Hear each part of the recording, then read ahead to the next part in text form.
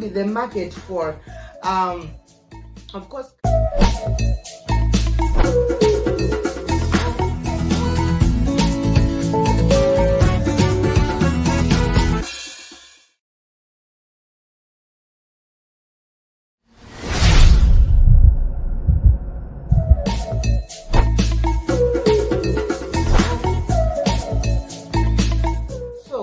Now this had killed the market for, of course.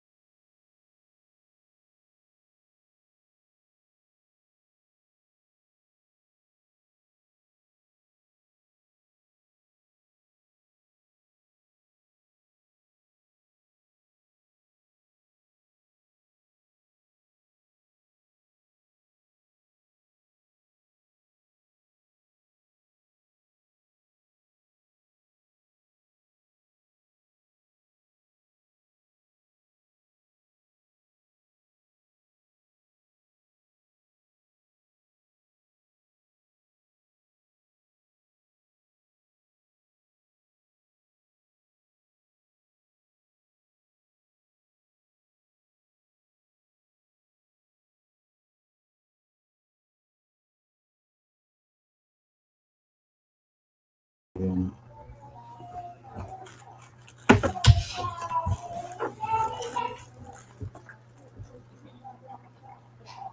So there has been a lot that, of course, a lot has been going on in Africa with the issue of media,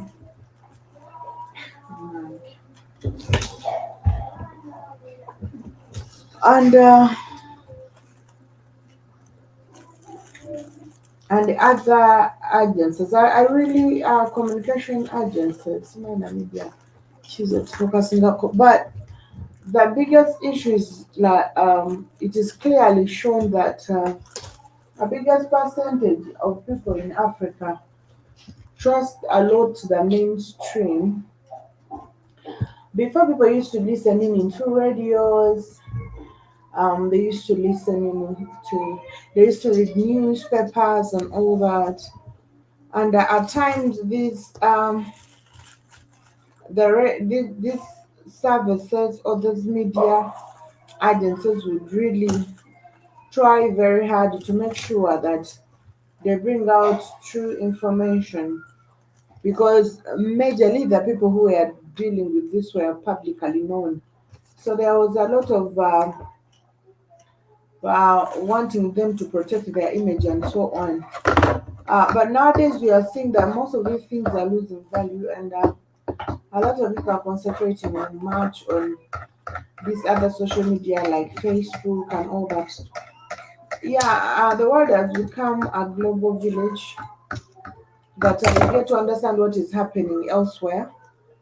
For more especially Facebook, Twitter, yeah, and these other Instagram and other social media platforms.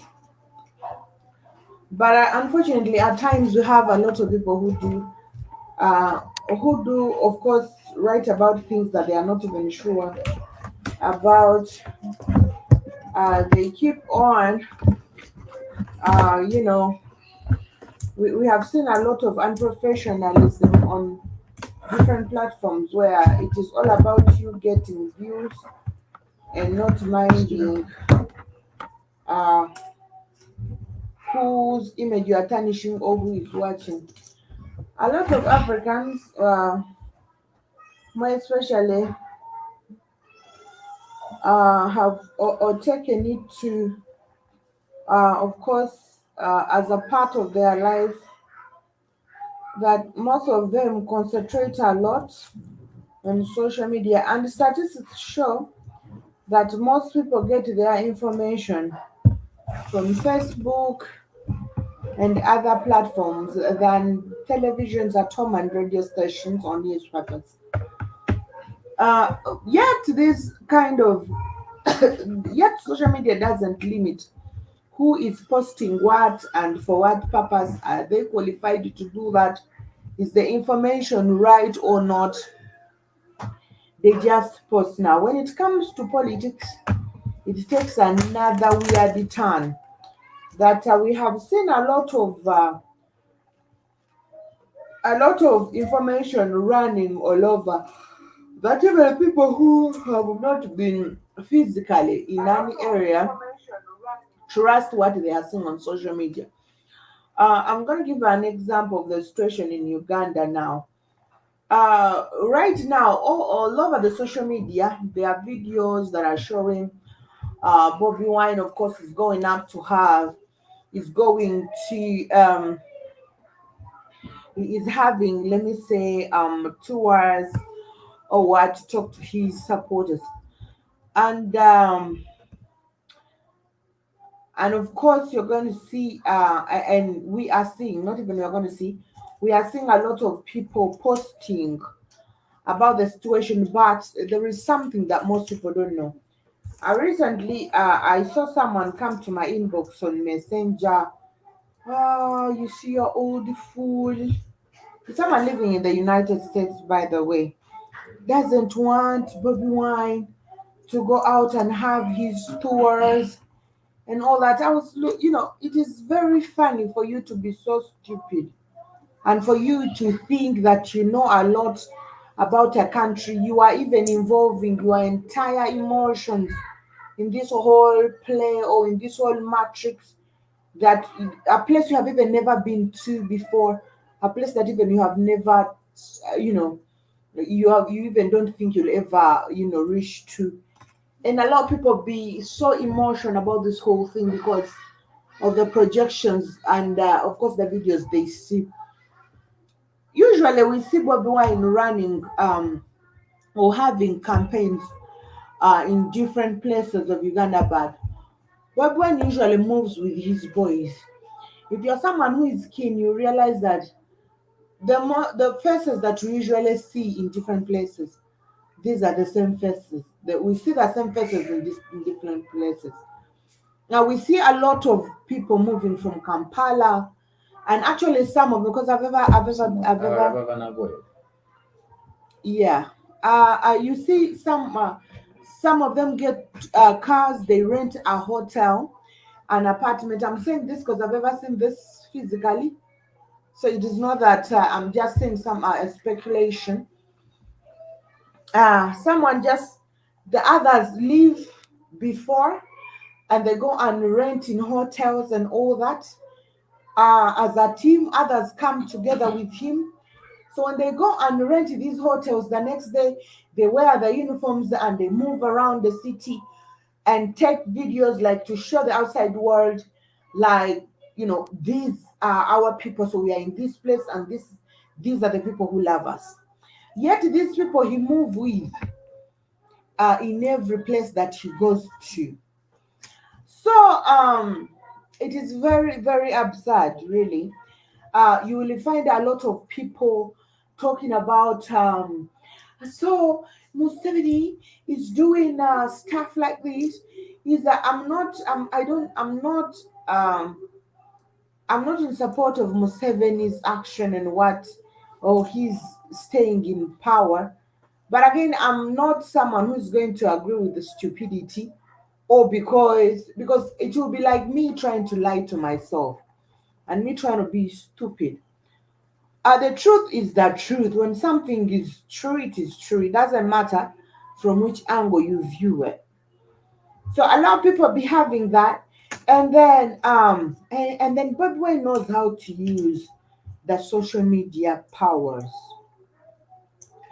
Because after he posted that, he's already on BBC, on CNN, and everybody's showing his rallies, his fake rallies, really.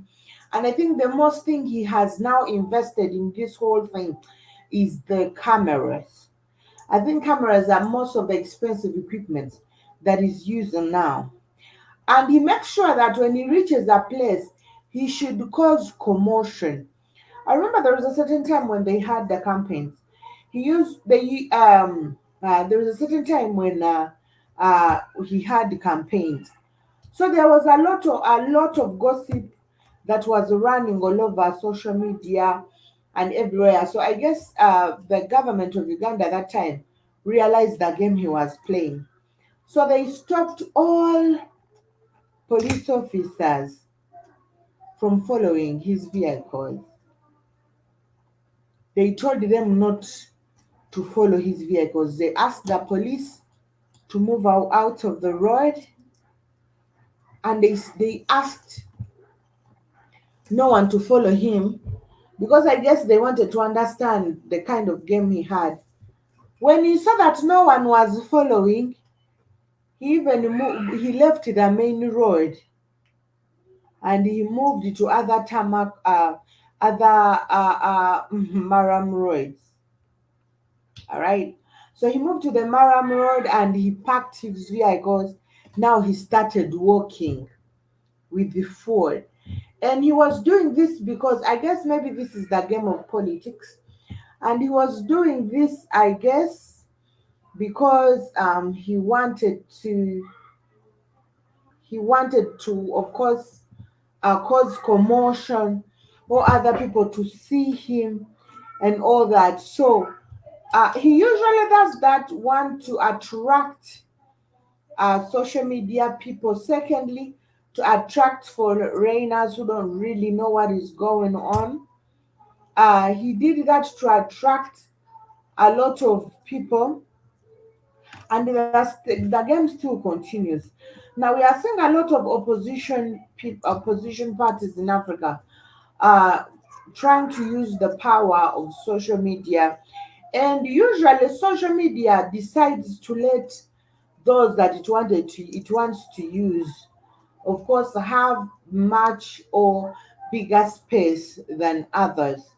We have seen tweets of other politicians being removed by the managers of different social media platforms.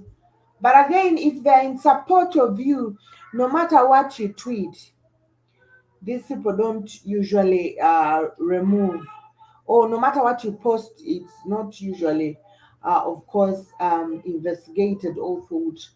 But we have seen the likes of the current president of Kenya. He had a lot of influence on Facebook throughout.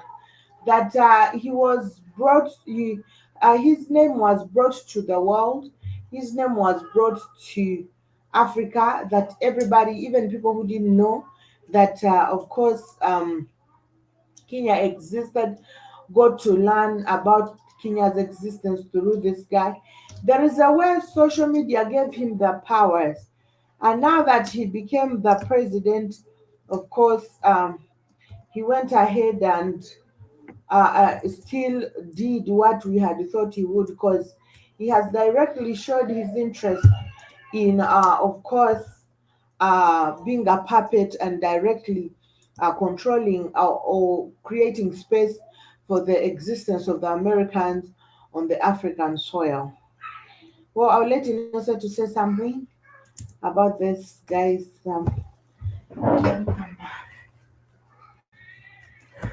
Um,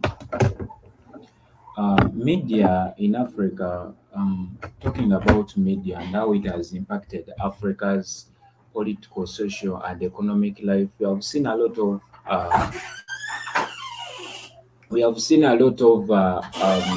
things that are happening in Africa. Like you find very many people, you find when you look at information spreading among people so fast, and you ask why. So looking at media, when actually we talk about media, we talk about TVs, radios, newspapers, international newspapers, online newspapers, blogs, magazines, almost everything that is related to media. So the media in Africa, like in other parts of the world, has a significant impact on public perception and discourse. So, however, we see that there are a lot of concerns and negative impacts that it can have, of course, to the continent. Talking about, of course, perpetuating harmful stereotypes, we know that African media outlets often rely heavily on international news agencies, which has led to continuation of harmful narratives about Africa, including portraying the continent primarily in terms of poverty, war, disease, and failed elections. So, um, there are very few. There are very few media organizations or media agencies or media platforms we have seen in Africa that are independent by themselves. These almost all media, the famous media houses that we have, these of course rely on international media houses like CNN, like BBC, like the New York Times, like the CBC News, all those international media houses, they rely on news sources. They rely on these kind of sources. So this house, of course, it is still pushing and it is still making uh, uh,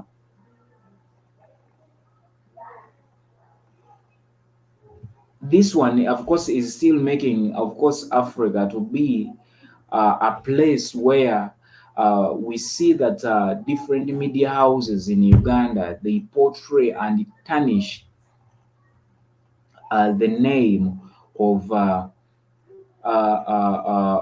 the name of course, Africa. We have seen of media houses that have talking that are still speaking about the poverty that is, of course, that is in Africa. We still have news agencies in Africa that, of course, that are excavating failed elections, diseases. But all these media houses, all these news agencies depend on international media sources, which is, of course, is a terrible move towards Africa. So perpetuating harmful stereotypes, we have seen a lot of indoctrinations that have been got from international media houses to local media houses here in Africa.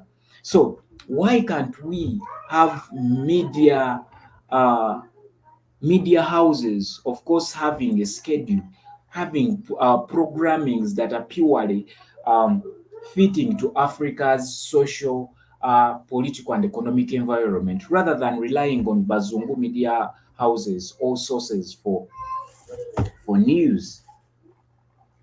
So this is, of course, terrible. This is extremely terrible, and of course, uh, it is killing media sources in Africa.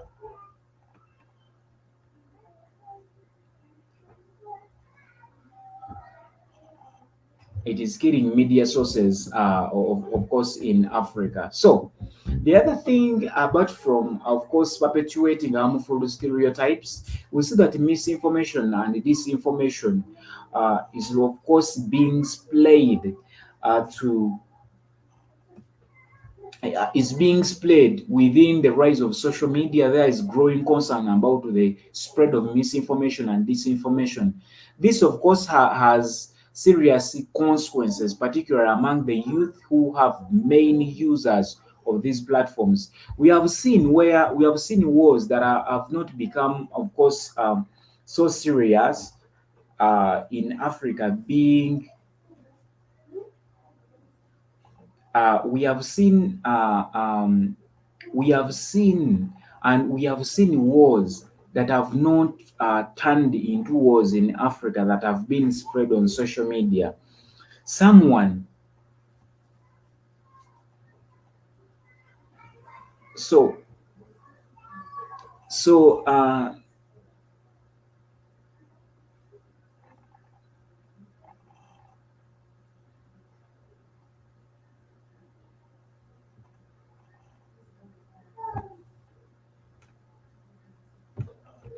sorry So looking at, of course, media houses, misinformation is being spread. We once had, of course, and we still having a group of fighters in Africa, mercenaries, the so-called Wagner groups. These are people that are using worldwide.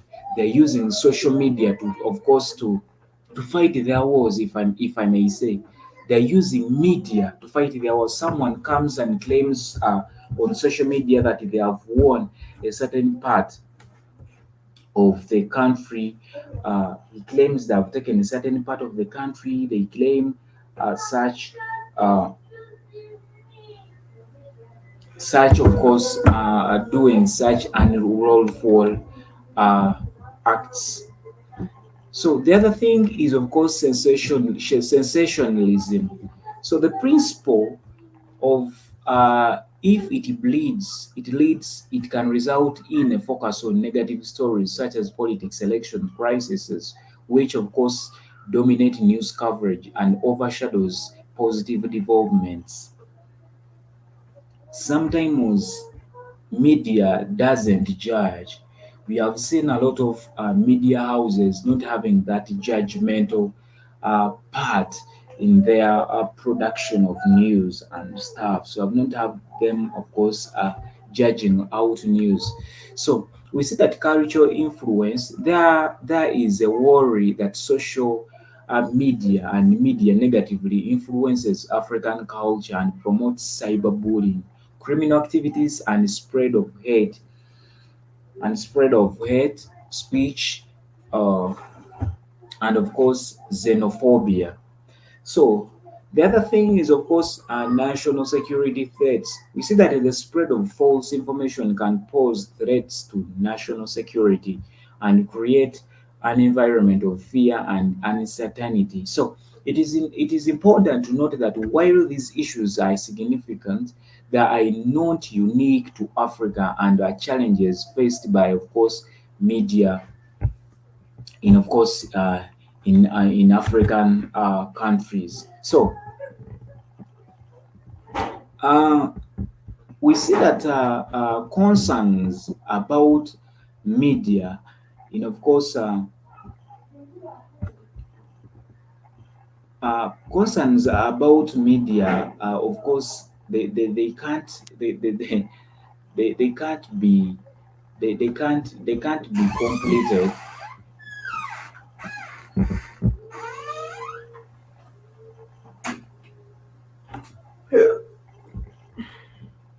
But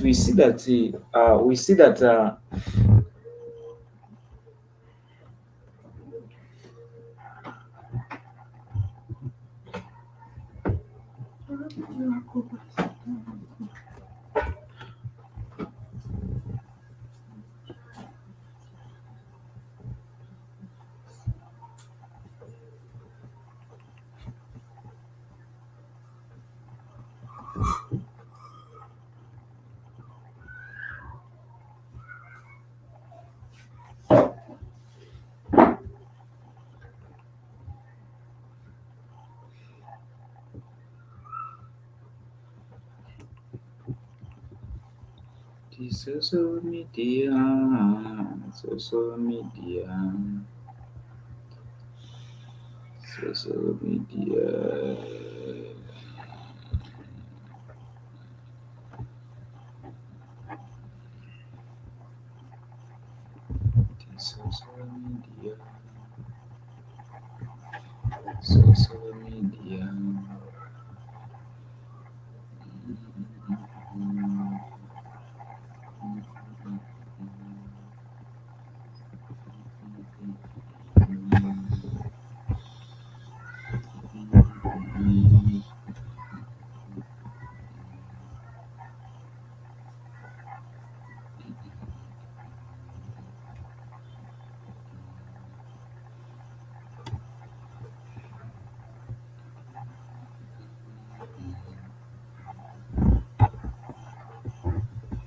Yeah, yeah, yeah. Mm.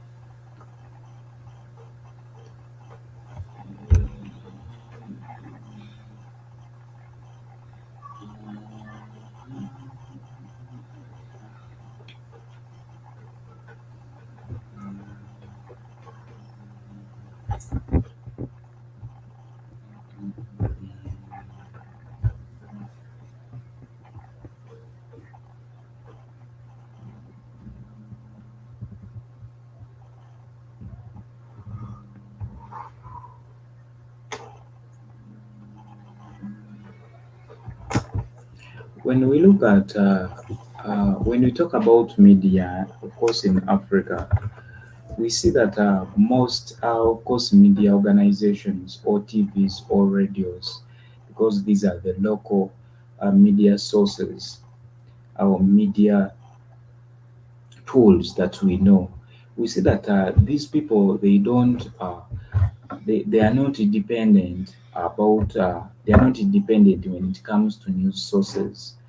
These are, of course, organizations that rely on international news agencies. This has, of course, impacted, a lot of African countries. When you look at when you look at most of the outside or non-African media organizations, these are organizations that are talking ill about Africa. They are not giving truth about Africa, and whenever there is a campaign that is going to be done in Africa, these international media agencies or media organizations, they normally publish these campaigns on their platforms just because they, these people publish such campaigns on their media organizations because they know that Africans follow these media agencies for, of course, for reliability, for news. However much we might be having media houses that are giving news, or are having programming that, of course, that is fitting to the environmental concerns or the environment Society. or the society of Africa. But we have not seen organizations that don't rely on these outside what they majorly rely their agendas copy the bazungu agenda nti bwetuba nga tugenda kufuna if at all we are going to have immunization in Uganda, just know that immunization, it is just a plan. They have to warn it on BBC. They even expose the impact of or if at all you're not immunized. So these people keep on following up this news nga tegana banatuuka eno. So they think these international media houses, they are key players. They decide their role models for Africa. They decide for whatever that is going to happen in Africa. And this is why we usually say, did you hear about the news? No. Ne Even BBC Al Jazeera. yakyogerako kitegeera Yeah, yeah. such stupid stuff. So news or media houses, they are not independent, and not only even social media. Social media is not independent. Look at fashion. Look at fashion. Things concerning fashion, if at all it's all about Africans pushing their fashion, these things don't go far. If there is something that is trendy, waliwo katogo bugoye bw'abakazi obubika joyijoyi bwokka, obutegedde bubikkako ebbere katono joyijoyi, or social media, or you will find out that it is posted by someone who has a good following and who is a muzungu. Now these people keep on copying up these things on social media, even in the trends that we see.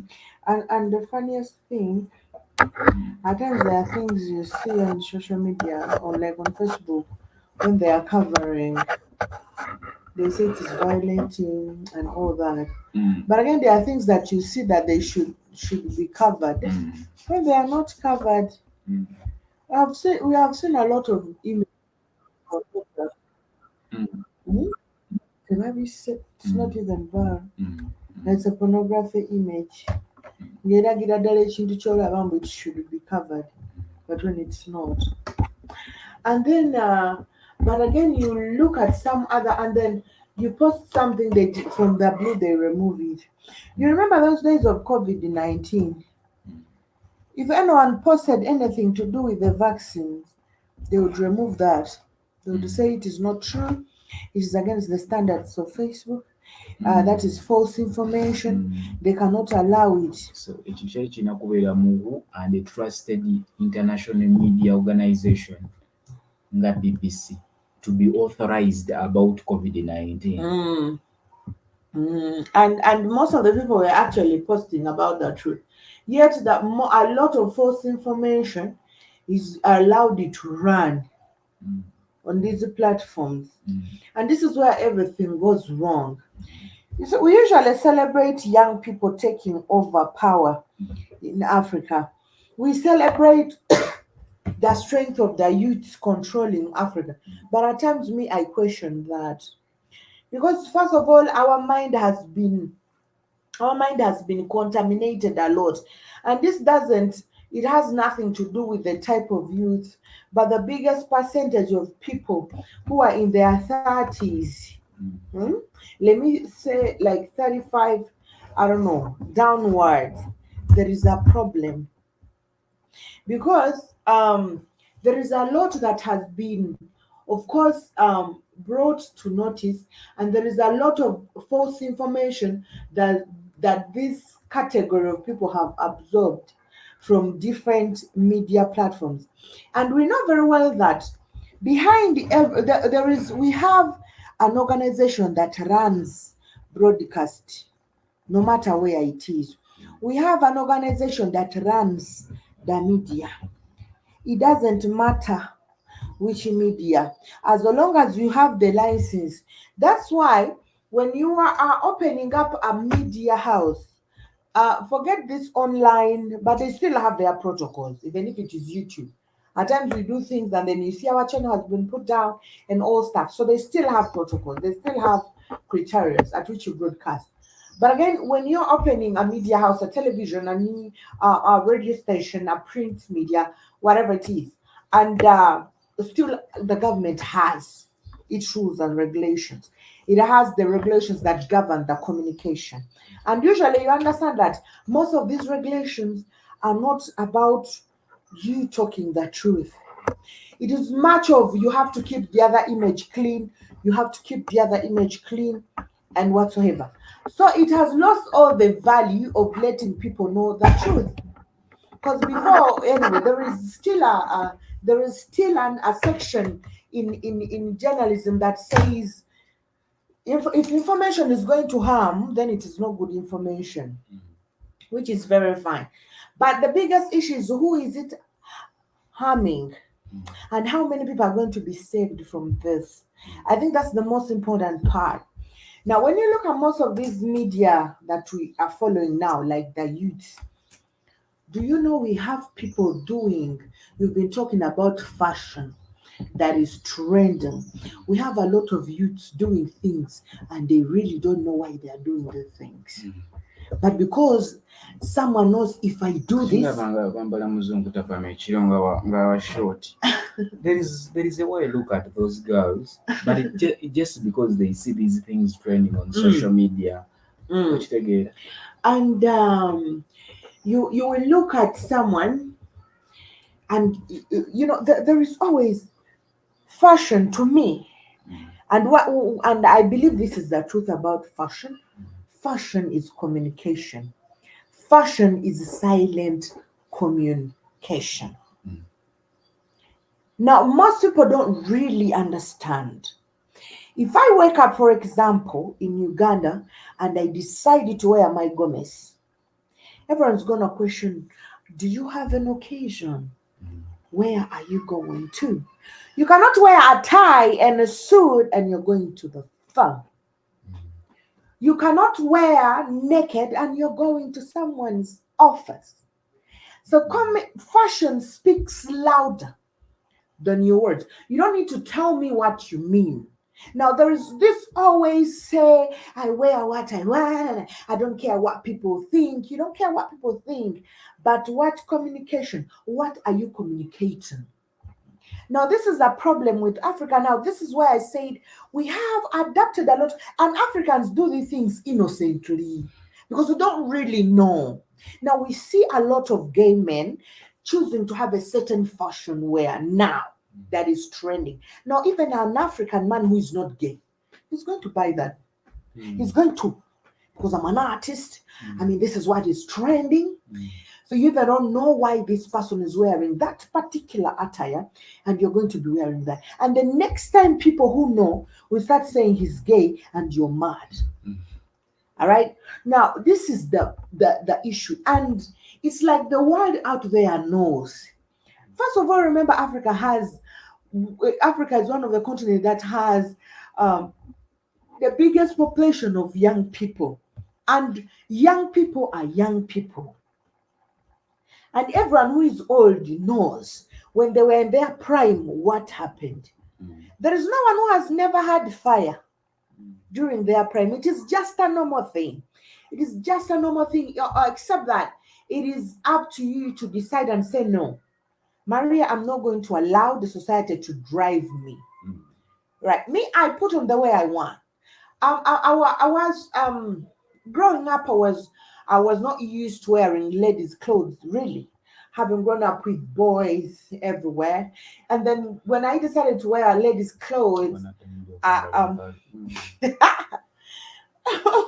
yeah, but, I I I started wearing short clothes, not like short. But by the way, these clothes, if I told you had to go to countries outside Africa, I can't say that I used to wear short clothes because usually my clothes were above the knees. So that wasn't not like to the top or whatever. But because they would and not tight. I used not to like tight clothes. Now this was me having growing up around boys and me wearing ladies' clothes that I felt like I wasn't comfortable with, and then I decided to I resorted to wearing, and even my mom used to buy me like a lot of pair of jeans and whatever growing up. So reaching secondary school, of course, you go to a boarding school, and then I started learning how ladies behave. Now I never learned this as I was in my primary. There are a lot of things I've not done as a young girl growing. I've done a lot of things boys do, and I think maybe this is why I don't have like a lot of friends or stuff, because I don't have a lot of stories to tell girls, and I don't even enjoy the stories ladies Mm. share. I'm sorry. But that said, I don't. Hello, General Mosquito. Thank you for joining our live. I don't enjoy. Mm. Like, like a pleasure, ya Mukuba. So I don't like enjoy. I don't know. So having gone around that, when I joined secondary school, I learned. I started seeing a lot of girls. I think my first time was joining my secondary school. That was S1, and I was in boarding school. And then came an artist in town. So I was seeing at night girls were going out. And I finished my primary school when I was young. So I guess my minds weren't too much into, a lot of stuffs. So I was always the one who could open that door Mm. when the girls come back. So they would come back. I'm gonna keep my mouth shut today and Mm. just listen.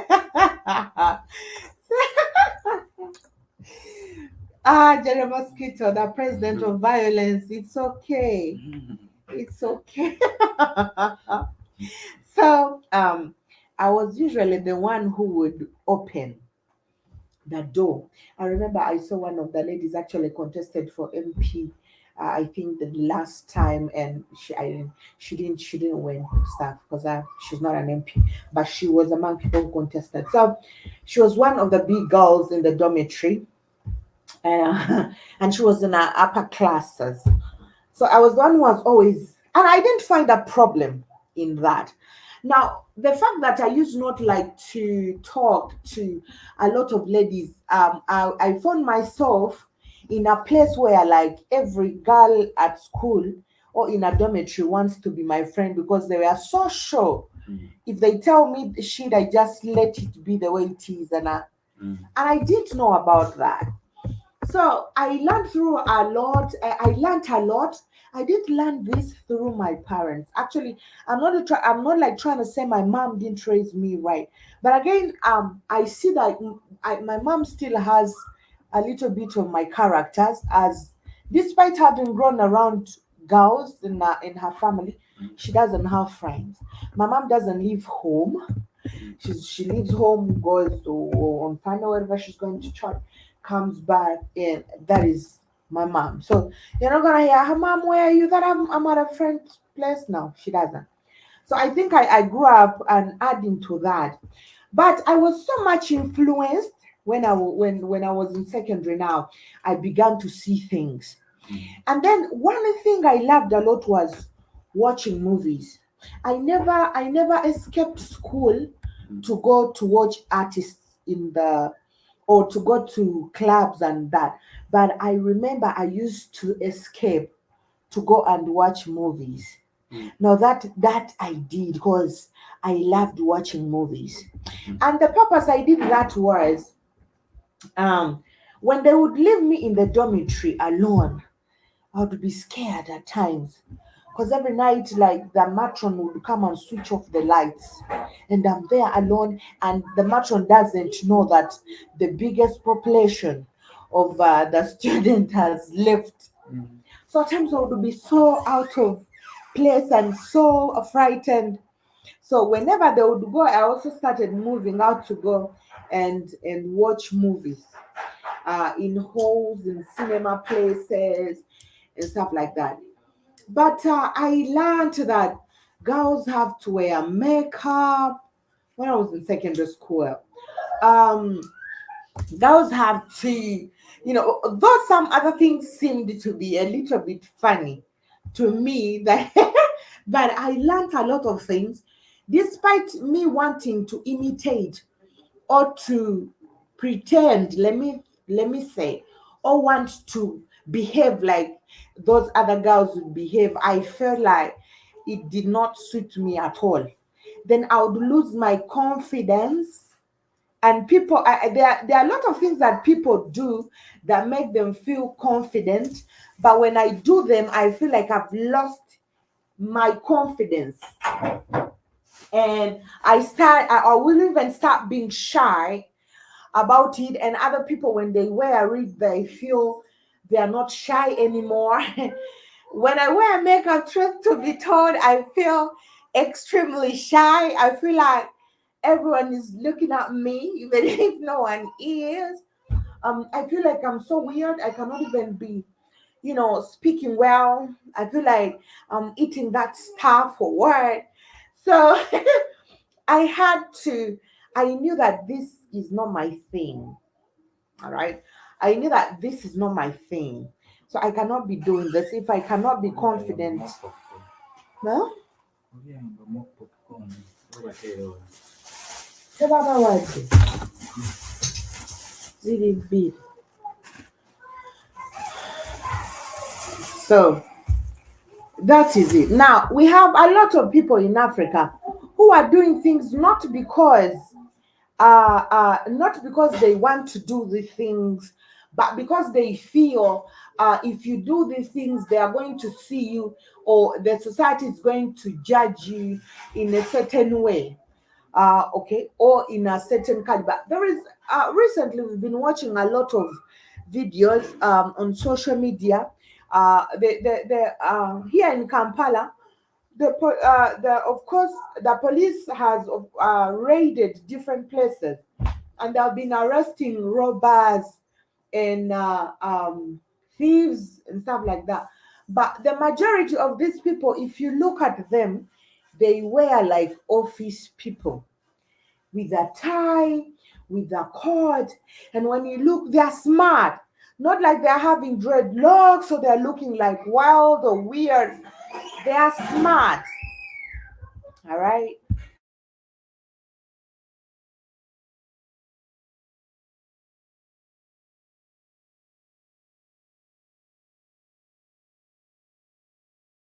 Smart. I know that if we dress like this, no one is going to think that we are robbers or we are thieves. Even if they are to come past you, you won't even be scared. You'd be moving freely, thinking there is a gentleman that is coming past you, not knowing that this person is a thief. Chitegera. So we have seen a lot of people, and this is why I say fashion and the way you put on whatever you decide. Most people use this as a communication. It's an indicator. Now, in Africa, we have a lot of people who don't know why they put on what they are putting on.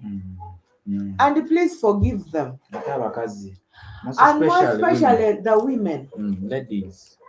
Yesterday, we were seeing a video of whores, street whores. Um, we are seeing a video of street whores, and the way they were putting on. Some people even put on that light here. Mm. Some people put on the way hose in the US put on the streets when they are waiting to be bought by men, and they will wear that and they will move to the university. Girls will wear almost totally naked and go to the university thinking this is the trend. And then we have movies. People see movies, they see people the way they put on movies. It is just a movie set. And you'll see Africans adapting this kind of, this style of wearing. And someone just goes ahead and of course sees a shoe. Beyonce is wearing the shoe on a stage. You go and buy. You don't even own a car. You are wearing the shoe. You are wearing a shoe to walk, to trek 2 kilometers. African women are strong. You are wearing these shoes to trek a distance of 2 kilometers just because you saw women wear this shoe in the movies. You have seen women wear, you have seen a celebrity wear the shoe on the stage. And of course, you buy the shoe and you start working in the shoe for a distance of 2 kilometers, whether you're going to church or wherever you are going to. You are entering a club with these shoes and all that. You don't know that people who are having these shoes are people who drive themselves. They have even not moved 5 meters without with these very shoes. All right, they reach up, they have their shoes, they reach inside, they remove their shoes, they wear their sandals, and then when they reach the office, they are going to remove the sandals they put on their shoes. They go in the lift. It takes them to close to their office. When they enter inside their office and they are seated behind their laptops, they remove these shoes and they are having their sandals. All right, that distance is so. The Africans, someone will wear the shoe, climb hills and mountains, slope valleys and whatever, reach rocky areas, bump into the stones. Your legs are shivering. By the time you reach fashion, fashion. So I think we are taking everything we see on these platforms too serious than we should be. Because if at all these platforms were for us, then we would be getting the right information from these platforms. I have for severally there is a lot of information I once found, for instance, on YouTube. And at times when I go back to revise this information, I don't find it there. And now that is my biggest question. Why are the most important things on different platforms, or why are the most important things that people should be revisiting in the archives are not found? But we usually find, less important or silly things that you're going to find pinned for centuries. And they normally give notifications about those bullshit stuff. You talked about how we are not control, how we don't have any say about media. Let it be TVs, radio stuff, going into social media, because TV and radio, even newspapers, those are the local tools for media. But we have now social media, but still we don't have a say on these kind of media tools or media technologies. So during COVID time, we had a singer who sang a song. It was a beautiful song. It was a hit during COVID time here in Uganda. I remember the song was like Tumbiza. It was like Tumbiza sound. Like Tumbiza sound. If a COVID twamuvako. The song was like for COVID by the COVID twamuvako means like it means what? Direct translation. Direct translation. COVID twamuvako. It's like we don't care about COVID anymore. Yeah, that was the song. Before the government banned that song during COVID time, YouTube had put down that song. So I'm like, does YouTube know our own language? Mm. Mm. Amanya Uganda. That song was down before the government came out to criticize the song. It just added on what YouTube did.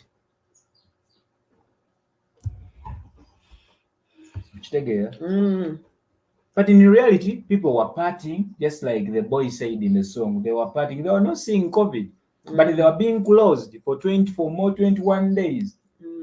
They were more closed for the next 1 year during COVID time, but there was no COVID. But songs that were praising COVID that was there, those songs are still there even up to now. I know those people who posted those Those that songs we are pretending to be educating the society. about COVID and sensitizing people about COVID. But the guy's song was put down. So this is this is what I was saying, like that. This is actually I was adding on what you said earlier, that we don't have any say about any media technology. Let it be Facebook, let it be a TV, let it be a local radio. Because we see that the content that is of course broadcasted on these media sources, it is based on interests of someone. There are things that are not broadcasted to certain radios and televisions. Let it be newspapers. It doesn't matter which goal, objective, or mission for these newspapers, but there is that general censor. Someone who said there's someone behind the curtains that is censoring everything at the end. So this is where I want to ask you this question. Recently, we have been seeing a trending video of a certain girl. She's a Ugandan who died in Abu Dhabi. I don't know why I like Abu Dhabi. In Dubai. But they posted that girl from the day she felt like she's not well up to the last day. They were live. These people had data. They were live. So is Because I that remember I act even good? watched that video and I told you she's going to die. So to you, is that act good? People, It is are not in the first taking- incident. We have seen incidences where someone has issues with the husband, even ends up banging, macheting a husband, cutting off the head of a husband live on TikTok, live on Facebook. Okitegeera? Kugwe, is that thing right? It is not right. Of course, it is not right. But again, you realize that most of these scenes that are left to be broadcasted are scenes that black people are doing. Talking again, osanga omuzungu ng'atema omuntu. I Bamujjako. normally see black Americans Do shooting you think it is themselves only on black live. Americans who are shooting people? Shooting themselves on live. Like the other one we saw. And there's one even, I think William shared with me sometime. People are taking this so serious. And this is not only in Africa, but elsewhere.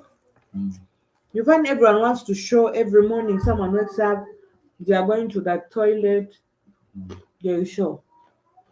Now we are going to eat food. We are moving out. And this is why we have seen a lot of cases of murder. Because someone can easily follow you. We are living here. Are you seeing that place? Oh, I know that place. Maria.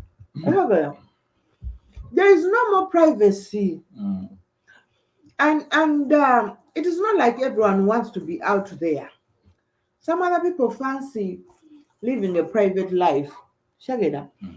But we have seen scenarios really. Actually, I think at times, even if we have those ups and downs of social media, it should be an awakening message. It should be It should be an awakening message Mm. to the people, because at times, let's not look at things and then become stupid about the things. Mm. We should look at things and learn Mm. from these particular things. Mm. All right, but unfortunately, the people who are doing this are not learning Mm. from these scenarios. Mm. Uh, we have seen a lot of people Mhm. having real debates, and someone is just talking about something they saw Mm. on social media, Mm. something that actually was posted by someone who was even very ignorant, Mm. someone who has heard from somewhere. Mm. And it is all about who is bringing out the information first, and how sweet are you making the information sound Mm. or seem. Mm. And a lot of people be taking this issue seriously. When it comes to African women, a lot of them have degraded, Mm. Mm. and they are very fine with this obscene and stupidity. Someone, every time a grown ass woman, you are in your 37 years, 38, and every morning you do on TikTok is to wake up, choose someone you're going to be insulting, Mm. someone you're going to be bullying, someone you're going to be harassing. Mm. You are a woman who is a mother. Mm. And it gives you the strength to wake up every morning and keep on doing the violence, because you're going to have a lot of people live. And we have not seen, and you just wake up one time in Africa, be a woman and decide to speak sense. No one is going to listen. Mm. Wake up one time, create your TikTok account, and decide to speak sense. Nobody's going to listen. Mm. Now go while you're twerking. Get on your panties, go out naked, and start shaking your ass all over the camera. And you see how many followers you're going to have in a day. People, this whole media has created it in the minds of people that it should only be bogus things. Mm. Era akawala kagenda kuwa embi kalina emyaka 25 ebukoma nsi Kaliwako ye waffe kalimba kalyako ebukoma nsi ebukomansimbi eyewe eyewamu Mm. eyewamu Mm. mwine ebukomansimbi ewamu newaffe kuna nsi is a district newaffe tulina kagenda kugundi nga kalina emyaka 25 Uganda yankola faasa alina 31 kati saa bino kalina 37 ali calculated ono weno w'ebisige mukyalo w'ebisige mukyalo yaffe alina 31 kati ffe waffe tulina MP asingayo obuto mu paalamenti kati saidi zeeyo kati saawa zino oba kati kwe kino ekisanja ekiwedde. So like I was asking you, you have not answered me by that. Hey, what did you say? Is that act good? I said it is not now. Hmm? Like, Like for someone to post someone like okuva nga akyali bulungi, they went to the hospital, they posted the girl until her last breath. people are doing this for just follow, for just views. People no longer have sympathy. And People no longer feel sorry, no longer respect the living and the dead. And for me, I don't know much what is happening. I don't know much what is happening outside Africa today. What is going, like what's going in terms of media, like social media, like most especially social media, and most especially TikTok, because it is the trending thing that we have in Africa. They have seen countries like USA that have banned TikTok. However, some people use it, but they are using looking at social media, all these kinds of media, these are the root cause of unemployment in Africa. Ask me why. There are a lot of content creators that have been deceived that they are going to earn a lot from this media, from this content that they post. That's why some of them end up doing risky things. Someone goes on live, like he's making a challenge of drinking liquor, concentrated. There is that guy I normally see. I normally see. Hmm? There is that guy.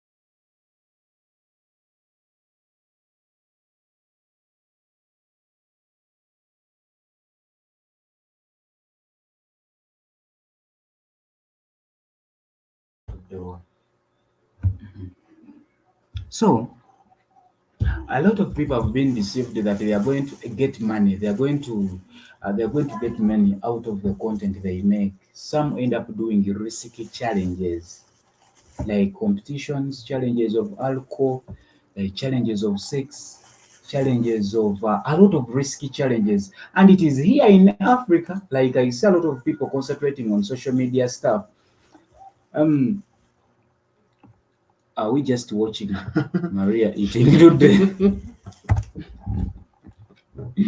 So, so, so, so, Jib Jab has just come, I but know as soon as he entered, it's not like I support these bazungus in whatever they do. But abazungu abasinga, you may find them their Facebook stuff if he's not a prominent person. Nga talina n'abantu I'm following the family. tomalaga following about a Can you imagine? Ochira? But here in Africa, you find someone proud. I have 5K friends on Facebook. He just follows whatever. And usually, when someone is sending you a friend request, they do it for reasons. Mm. Hi, family. Man, that popcorn is huge. Yeah, But yeah, we have huge popcorns. where would it? Sure. Sure. The popcorns are huge. Huh? Yeah. Let me even show the bijab. Popcorn is huge. So, you mean the popcorns that you normally have that side, they are very small?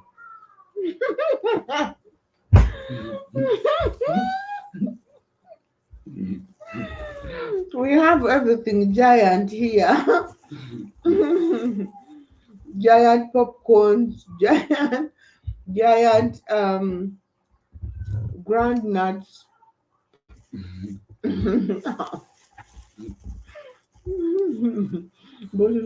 Of that size. Maybe they are not ready. Maybe they are not ready.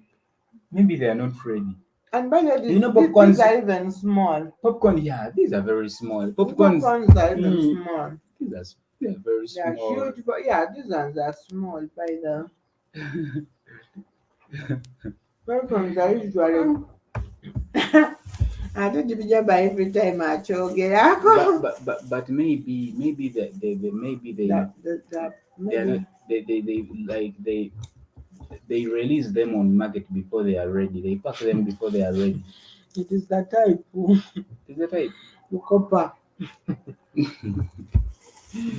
They have not tested it. They have not tested fertile soils. But they say it as a garnet. They have not tested fertile soils.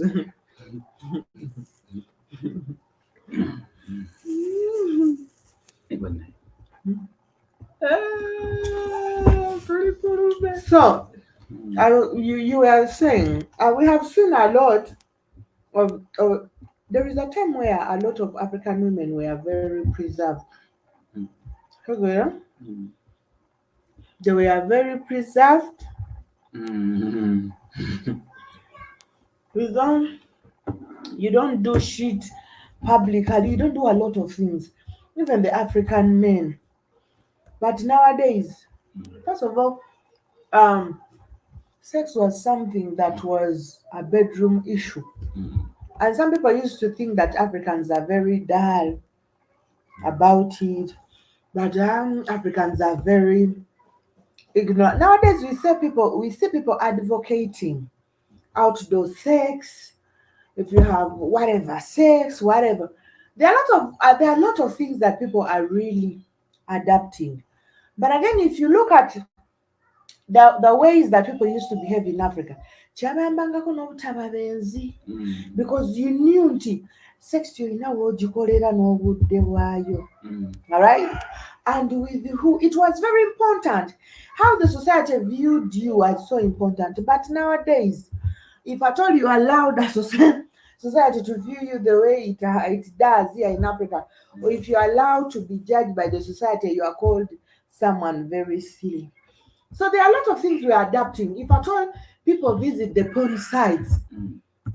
they start fantasizing a lot of things they see, yet these things are even acted. Mm. But again, other normal people even don't do these things. Wrestling. For us, we are doing real You and wrestling here. wrestling. Yeah, for us, we are doing real wrestling here. Innocent and wrestling. Yeah. It is just of recent that I realized Sorry, that you know, for a drama. it is just of recent that I realized that wrestling wasn't real. I used to like wrestling when I was growing up. Nzenga musanga kubala siva mukwana. It isn't real. But it's recently when a video captured a guy, like he was beating someone a chair, but he was beating on the pole. He wasn't. But when he beaten that pole, the guy pretended as if he was beaten by that thing. So I realized that this thing was fake. It's a, Don't you know what I'm saying? mm,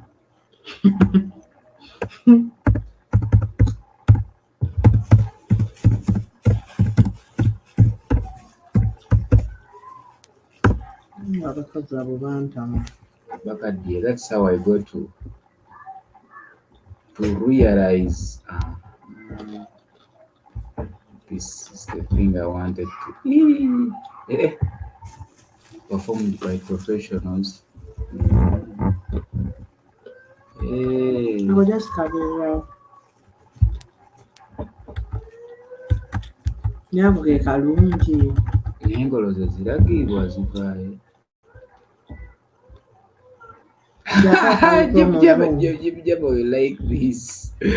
Jaba omuzungu. Jib, I know you're going to like this. Now this is the real wrestling I'm talking Singa about. obadde otaddeko okutali kaasi. The- Byandibanyumidde. Oyo omuzungu yagenda okujja olwedde nga bali baakola ebintu byabwe. Okimanyi? uh, This muzungu just came after seeing these people's wrestling. Najjo byereetamu. mm,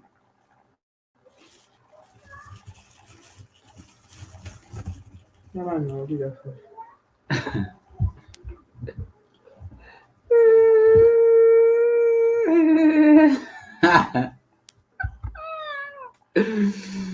uh, uh.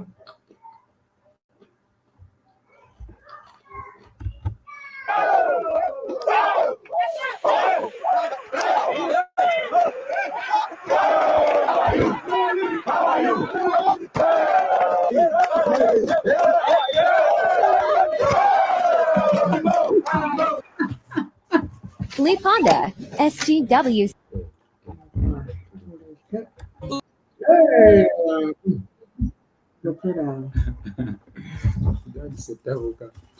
So, Jib Jabba says that the internet and instant access to XX content on your phone, people get detached and believe that it's real. There is a way they always try to capitalize on our stuff. Yeah. nagamba luteekayo mutungwana kati olaba kwekiragadde Awulidde balabe gwe- tebakiraba awulidde ggwengolo. tamanyi oluganda twaleeta Awulidde ggwengolo gerayo girlfriend. But you see the that internet mm, and access to XX content. Before, people always said there is, whether people like it or not, African girls and boys, or let me say adolescents, we are told about sex, because it is not just normal for someone to get married and then they get to see something they never knew before. They were told about sex as they were growing up. But nowadays, the most important things that people are supposed to concentrate on, the society doesn't. And even the so-called, because we have a lot of people pretending that they are sex educators in Africa now. Because everyone knows that the moment you start talking about sex, of course, everyone's ears are going to be, because this is something a lot of people love to do. So they know the moment you start talking about, everyone is going to listen. But the most important thing people don't talk about now, Jib Jabba is saying that the internet and the instant access to XXX content on your phone, and people get detached and be- or detached and believe that it's real. it is real life. Most people really take this to the extreme. This is why I say that people take issues to the extreme. When people see things, because everyone, I may say something, Jib Jabba gets it different, General Mosquito gets it differently. People see things, and the way they interpret all the things they are seeing becomes very different. And then the demands that everyone has towards the other when it comes to that field also becomes a different thing. Some other people don't know that some people act porn after taking Viagra's and all those drugs. They don't really know. And now, in the same story, because there are weird things that a normal person may not be able to do, really. But someone thinks if it was, probably it was entertaining to you. I'm going to give the example of this prominent pastor who left his wife for apparently like a sex work or whatever, because this woman was in a casino throughout her years. She was a casino attendant. I don't know how they call those people who work in casino. So every man who would win the bet would have a night with her, and all that. So maybe this woman, it gave her a different exploration about sex. that he never had, because even now when the guy is preaching in the church, it's no longer about stars. It's always about sex. He's always talking about, like, he's even going in his 50s. He's even 50s and something. But the dude talks about sex like he has just seen this yesterday. All right. And people have a mentality. Now, this all comes from how people view things and what they watch. Now, when in African tradition and until now, unless someone was not raised in a family, everyone gets to understand about sex because people talk about this. First of all, the most important things that people don't talk about sex nowadays is the safe sex, which should be actually the widest topic that people should be talking about. People always focus on other things, and everyone wants to talk. These lame dudes think if a girl says hi or thank you, she wants the drizzle drizzle. I guess then go over the edge if she's not interested. So, for us here in Africa, they would tell you, as you're growing, if you're a girl, they tell you someone has to do this, when you're married, how you can deal with whatever private part, and how you have to keep that place safe and clean and whatever, and all that, and how you should know that now you're going to get pregnant or not. Because before even these family planning things came, Africans knew how to do whatever, or knew when they are going to conceive and when they are not. Because this whole thing was told. And nowadays, the media doesn't even talk about the things, but rather everyone's going to talk about the sexual styles that you should be having, how a man should be handling a woman, and a lot of people are taking this too serious. Because really, I don't think the way I want to be handled is the way Joby wants to be handled. I don't think the way Joby wants to be handled is the way Shimani wants to be handled. Now, you cannot be generalizing all the bullshit. This whole thing is a one-on-one discussion. It is about me, I want this, and I'm excited about this, and I fancy stuff like that. It is not about, and the funniest thing about this whole thing is that most people who talk about this entire department are actually, they have failed in their marriages. These are women who have failed to keep men. These are women who are grown-ups and they are not married at all. Because there are a lot of things that people nowadays are really, really specializing. USA sex ed varies state to state, school district to district, or none at all. Sex education. I wouldn't really wish sex education to be taught in school. I cannot support that. Now, this is the strategy they had brought in Africa. You start making all parents shy away from talking to their children about sex, but it is okay for teachers to do, which is very upset. Now, you're talking to a child who, a senior woman, you're teaching a child who even doesn't like you. Probably I have issues with you. You don't even understand my culture. You don't know how I'm raised at home. How are you going to teach me about this? And now, before it was okay for parents to let their children know, more especially there is a particular. I used to tell you that if a woman had a lot of duties in Africa, right now, as me, if I get married to a man, I'm responsible. I don't totally forget my family because I'm responsible to educate the daughters to my brothers. I'm the one who's supposed to teach them. I'm the one who's supposed to give them sex education. I'm the one who's supposed to teach them about hygiene. I'm the one who's teach them what they're supposed to expect and everything that private education. And I'm not going to teach the same to my children. But nowadays we have issues. You cannot even trust the sister to your husband to teach your children. At times these people even know nothing. So if at all you were able to produce this child, why can't you sit this child down and let them know the truth about everything? Because after all, they are your children. But anyway, that is culture. Now it's gender-based misinformation and social programming. And the funniest thing now, there is a lot of homosexuality that is being taught in school. You will get textbooks that are showing man-to-man kissing, a man-to-man having a family, daddy, mommy, but dad has beards and mommy has beards. Daddy, mommy. Yeah. So this is what now they are concentrating on. And through this, we know that the world has totally changed. The world has totally changed. Before now, it was people would do everything freely, and they are not infected by viruses or diseases. So you cannot wake up and start teaching about people.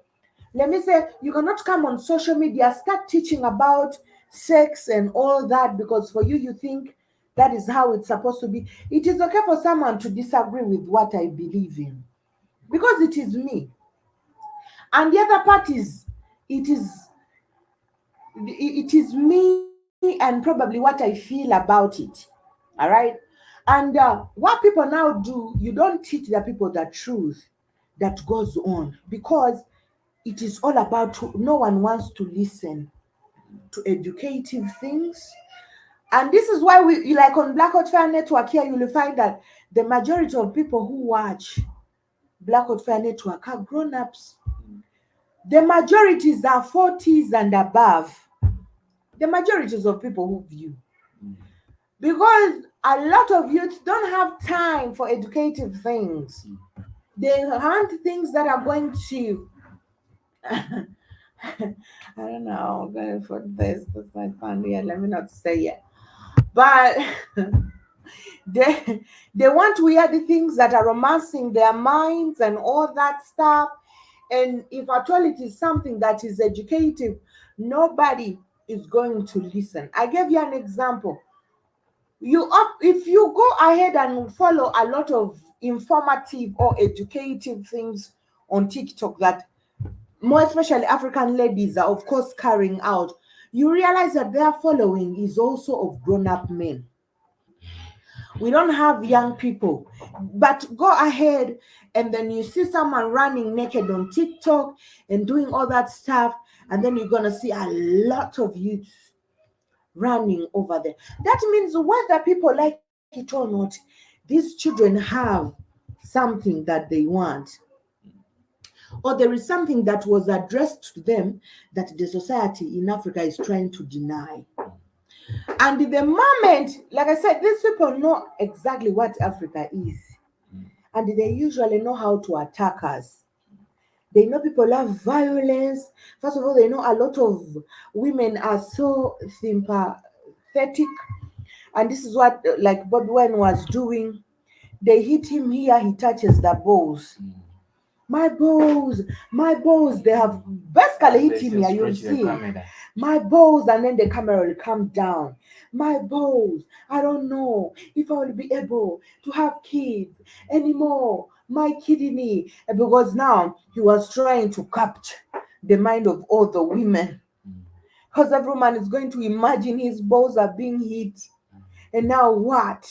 Why are they beating his balls and all whatever? When no one had even touched his balls. He even got some crutches, and then he started walking with them to show that he can't walk. And a lot. Because now this shows that he knew the mind of the people that were surrounding him at that time. And he knew how to, of course, handle. My mom at a certain time was even complaining, why are they mistreating him? I don't like that boy.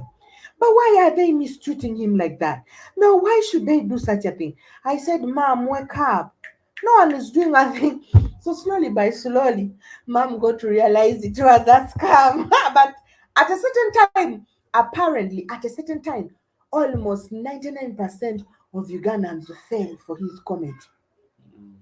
They are just waking up to realize the game. And most of them are even withdrawing, are saying, no, this is bullshit, this kind of thing. He's one of the people in the country that has most expensive cars. We have never seen those on BBC. We have never seen his cars on CNN. He achieved these cars throughout his music career. And since he started campaigns, those cars are packed. He never uses those cars. He doesn't move them. Because he doesn't want next time the cameras to show he's in luxurious cars and he's moving along the city.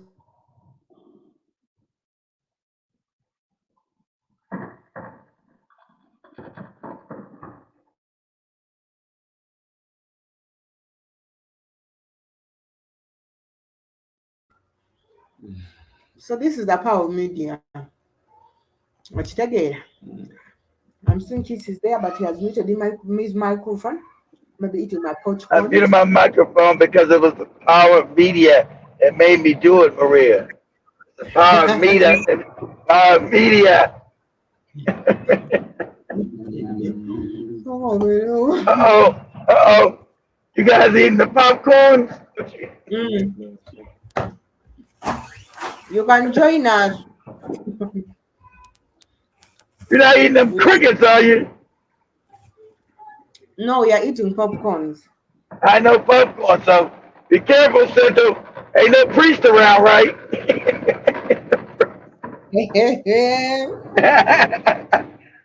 I want Cinto to be careful. With popcorn in Uganda with the priest, means they want to get your butt cheeks. I want, I, I want to protect Sendo's butt cheeks.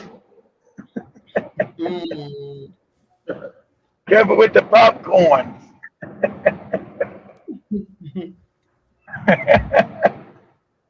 What you got topic today? You talk about the media? Mm-hmm. I can join you guys. Unfortunately, I'm in the backwoods of Florida, and Florida's internet is not as good as North Carolina, so my internet wasn't no good. Mm. Sorry. I know. Florida got to get their shit together. Florida got to get their shit together, Maria. Mm-hmm. Not as good as North Carolina.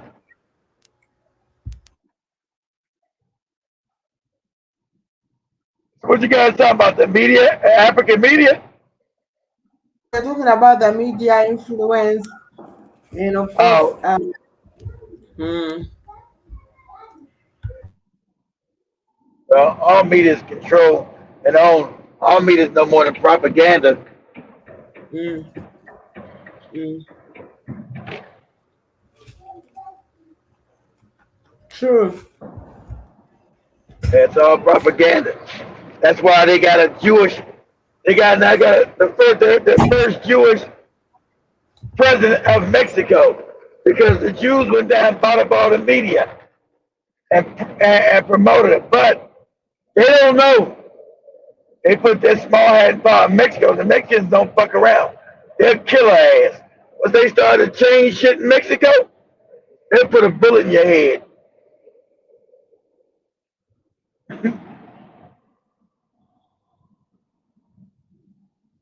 No, that wasn't her. That was some other. That was a mayor of a town in Mexico. They killed.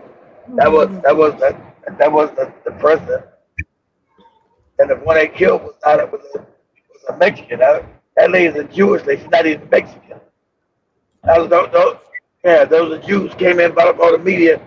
Read some of the media. Jews came in, bought up all the media, and put her in the power. She's not even a goddamn Mexican.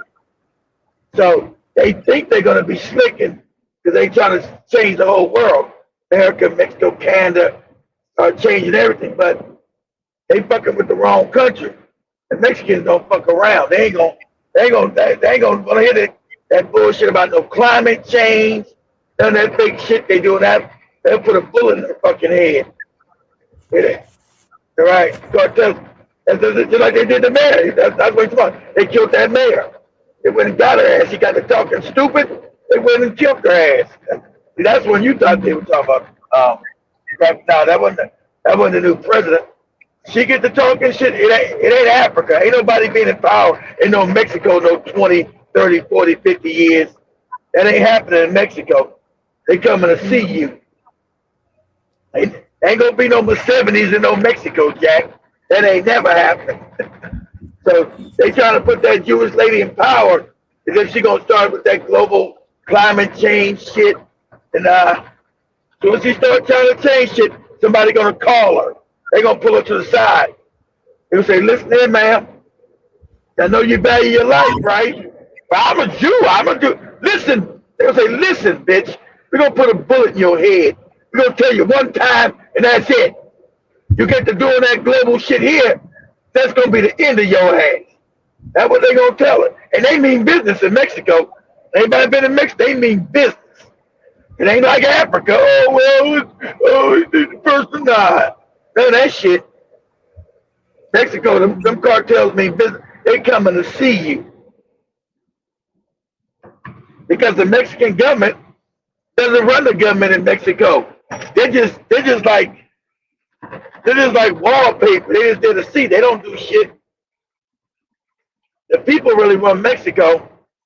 It's like the wild, wild west. So that's why America's never really been able to take it completely over. Because, buddy, you get to talking that crazy shit in Mexico, you ain't gonna live. They gonna kidnap your ass, and they gonna put a bullet in your head. I'm the president. You ain't the president no more. You ain't the president. Not no more, you're not. Not no more. That's why you never see nobody president in Mexico those 30, 40 years. None of that African shit. You get to doing shit they don't like, they coming to see you. Ain't nobody going. You ain't gonna see no 70s, no Kagamis, no Paul Bears. Ain't none of the African shit in Mexico. Ain't nobody be no president no 30, 40 years there. They coming to see you. The people coming to see you. Say, I think it's time you resign. Well, I don't want. Listen. For the last time, we're gonna tell you. We think you need to resign. Okay? For your own health. We want you to live a long life. We think it's time for you to get your punk ass out of office. And if you don't, it's the last time we're going to tell you. It might not end good for your family. Last time we're going to tell you. Don't make us come tell you again. You might find yourself in a box. You know, being a gift to your wife. They run exactly. They run all of it. They run all of it. Exactly. The military know what time it is. The police know what time it is. They run all of it, baby. So these small ass think they slick putting that lady in it. They were trying to be slick and change shit. Oh, okay. Good luck. Good luck to you. Oh, we're gonna put the UN in there. You ain't putting the UN in no Mexico, you ain't. Put the UN in Mexico, I dare you. I double dare you. Put UN troops in Mexico. I dare you. I double dare you. Go ahead. Go ahead. Put them in there. See what happens. Mexico ain't no motherfucking Africa. They ain't sitting by and like, okay, we got UN troops here. No, you don't. No, you don't. I know motherfucking Mexico, you don't. Shit. Remember those black guys that went there? Those African Americans went last year, they killed all the motherfuckers. You see anybody go to trial? Nobody. Those African Americans went down to Mexico talking shit and starting shit. They killed every last one of their ass. That was last year. They killed every last one of them. And the only reason they apologized because it got heat. They say, well, you know, these niggas shouldn't have had their ass down here. They have to stay their punk ass in America. Don't bring these niggas down here.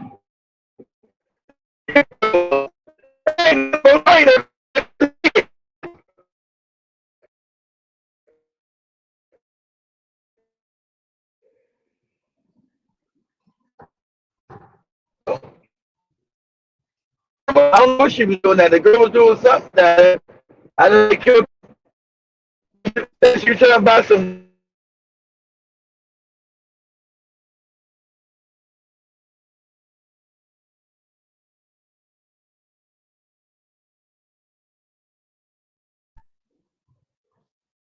Yeah.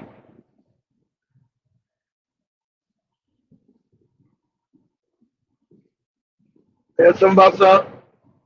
All I know, they unalive those niggas and ain't nobody done nothing.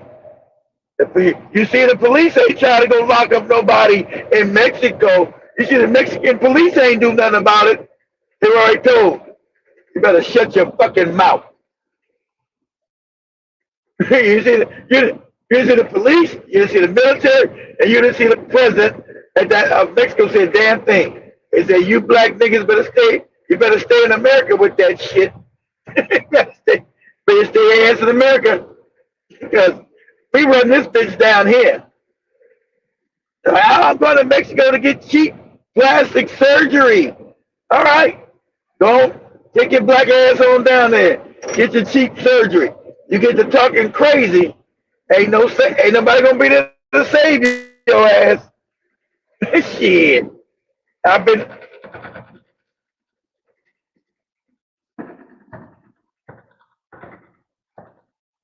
What?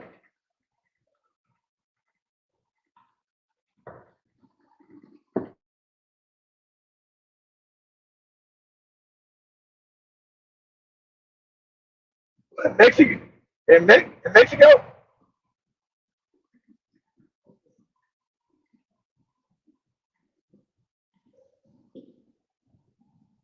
Okay. And yeah,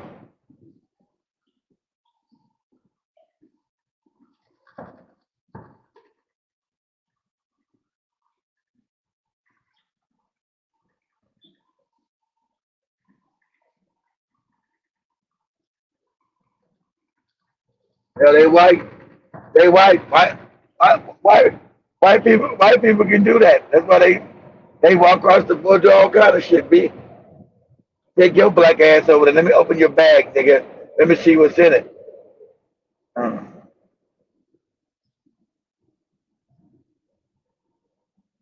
cartel, cartel, cartels were making them do shit. I ain't heard nothing about it. Hey,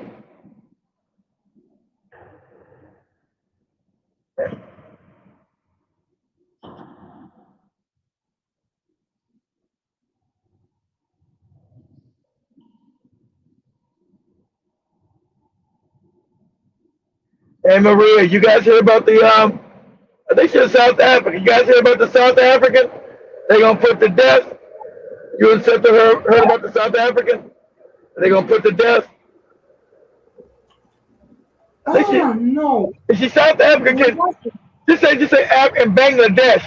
Because like I said, black people are stupid. Oh, she went to Bangladesh to get some clothes. I think she was set up with Hey, some drugs, right?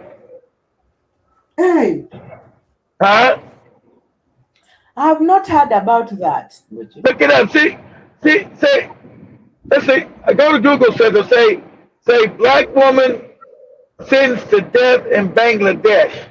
I mean African, we say African woman. I'm not sure she's from. I think she's from South Africa. See, family, if you're doing family, you guys being black, you guys been African. They know you goofy. They know you're goofy. They know you love everybody. You want to help everybody. If anybody asks you to help them with their bag, you say hell no. This is my PSA, a public service announcement. If you on any flight, anybody asks you to help them with their luggage, you say hell no. Get your own shit. You don't touch somebody's luggage. You don't help them with shit because you don't know what they carrying in that shit. Ain't gonna get your fingerprints on that shit. Say, oh, they were with me and I ain't with your motherfucking ass. I don't know your ass. See if you can find anything, Central. Say, African woman sentenced to death in Bangladesh.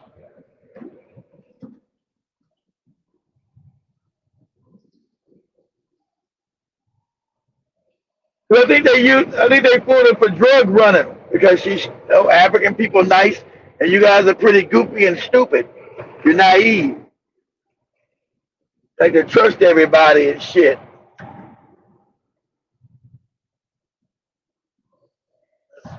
So they use your naivety against you and shit. So, Good, Seto, you found they say anything? that Bangladesh has sentenced to death a 30-year-old Botswana woman. Oh, she's from Botswana. I knew she was Southern Africa. Okay, she was Botswana. No, she's from Southern Africa, not South Africa, but Botswana. Next country next to South Africa. Wow. Yeah, because she was going to get some kind of fabric, but she was she got caught up being Africans are always nice and smiling. Hey, how you doing? Nah, fuck that. When you travel, you don't know nobody. You tell get your ass away from me. I don't know you, and I'm not touching shit either. Can you hold my bag? Hell no, I can't hold your bag. Good luck with your own shit. So I'm sure she was set up, and they gonna kill her. They sent her ass to death, and I'm sure she's innocent. She was just going to get fabrics. She's naive, like most Africans are. You guys don't know how the world works. They're very naive. So somebody used her over there to probably carry a bag somewhere. Man, could you help me with this? Oh, sure, I help you. I'm not helping you do shit. I don't know your punk ass. I'm not carrying shit. and I'm not touching shit. Get your own shit. And now she's got the death penalty set though, and they gonna kill her black ass too.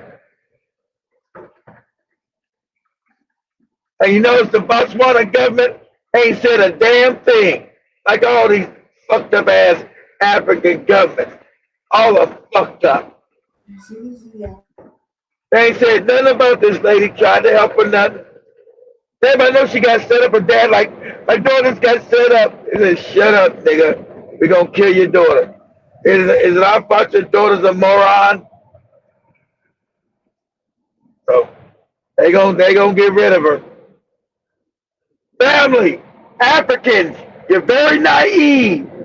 When you leave Africa, stop smiling in people's faces. Stop trying to be everybody's fucking friend. You don't know these people. Somebody asks you to do something, you say, hell no. I don't know your ass. You do it your own goddamn self. I can't help you do shit. Oh, can you please help me? I like Africa. I'm glad you like it, but no, I can't help you do shit. Get your ass away from me. You know. And this is the trend. They say they pick on Africans. I was reading the article. They pick on Africans. They know Africans are naive and docile. They said so. African people, they know you're docile. They know you're naive. They know you friendly, like to help everybody. So this is my PSA. When you're out and about, you leave the continent, somebody asks you to do something, you say, kiss my ass. Do it your own goddamn self. I don't know you.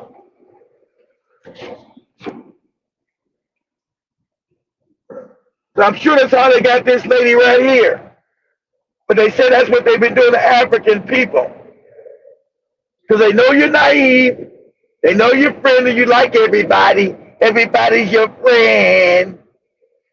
So they said they've been targeting African people and unwittingly making you drug mules. As you carry, and so what they do is, as you carry the bags, if it get caught, you have your handprints on the bag, and the person that's with the drug mule said, "That ain't my bag." They check the handprints, and your handprints all on that shit because you wanted to help somebody. You tell a motherfucker, you carry your own shit. It's your bag. Can you help me? Oh, I need help. Nope. Good luck with that. You better call some family members. I can't help you with shit. So, it's my PSA to Africans. You're being targeted. So if you're on your flights, somebody asks you to do something, you say, no, I can't. You tell them your arm is, you tell them you got fucked up ligaments in your arm. My arm's fucked up. I can't reach nothing. I can't carry that. My arm's all fucked up. So I got torn ligaments. If they had sent them, can you please, ma'am, I got torn ligaments in my arm. I can't lift shit. You lift your own shit. My arm's fucked up. That's what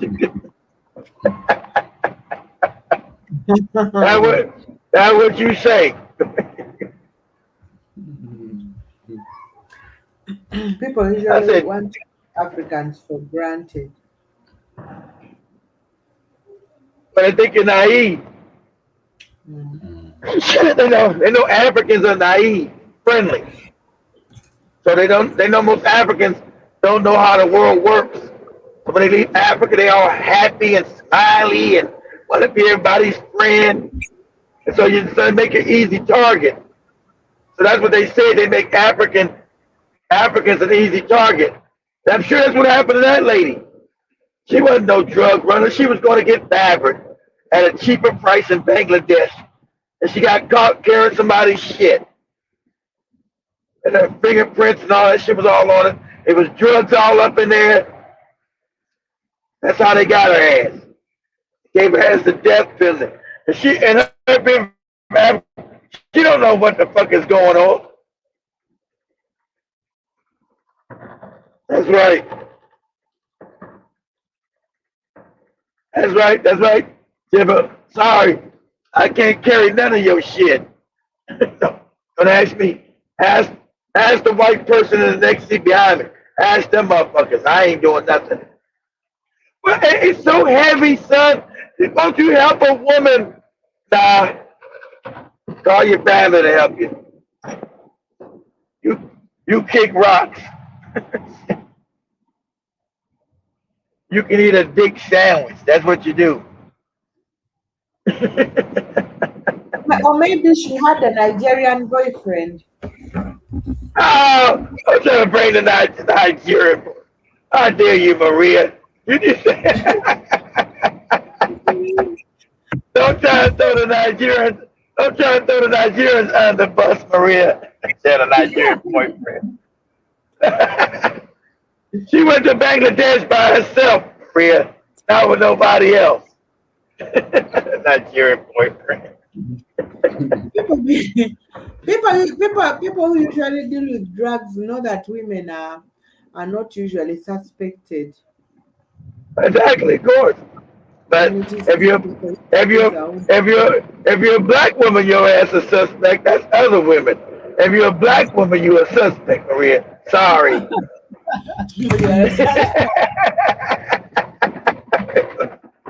If you're a black woman, Maria, your ass is a suspect. Sorry. Not that woman. If you're a white woman, no. Asian woman, no. East Indian woman, no. A black woman, yeah. You're a suspect.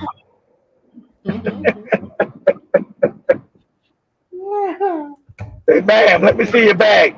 Oh, I'm from Botswana. I just came to get some fabrics. Ma'am, did we ask you what the fuck you here for? Let us see your bag. Then she opened the bag. Oh, I don't know what that is. We know what that is. That's called the white horse, white powder. And now we locking your ass up. And you're gonna stand trial. And you being black in Bangladesh, you know you're gonna be found guilty. And you having the white horse in Bangladesh, that's a death sentence. So, gave her a trial, they sent her ass to death.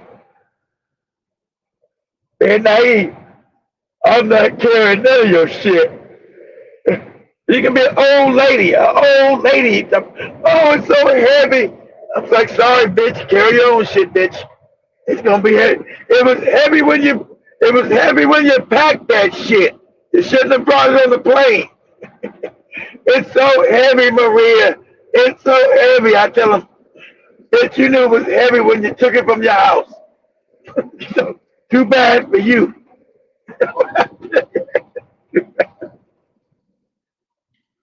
I'm not carrying your bullshit, Maria. It was heavy when you took it from the house. So, too bad for your stupid ass. It's so heavy. It's so heavy. Yep. It was heavy when you took it from your house. Good luck. I'm not touching none of your shit.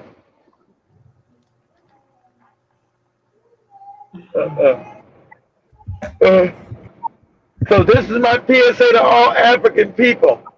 When you're leaving the continent, you're being targeted by drug dealers. And not because you're Nigerian either, because you're African. Not that shit Maria talking about. Maybe you got a Nigerian boyfriend. They're not targeting you because you got a Nigerian boyfriend. They target your ass because you're African. You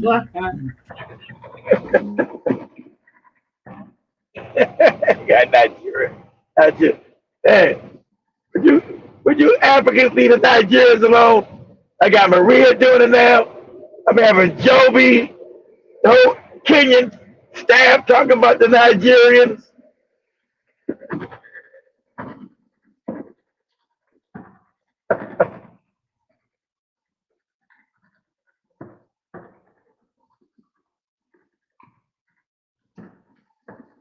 Had the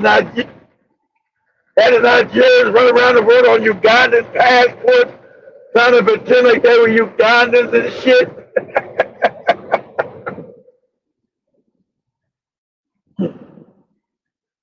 Hey, didn't Museveni stop them passports? For real? Then Uganda stop them passports, giving Nigerians passports? Hmm. I think nowadays there's a lot of consciousness going on the, of course, the Internal Affairs Department. But before we had a lot of Nigerians having Ugandan passports. I know. That's what I'm saying. Everybody around the world with Ugandan passports and shit.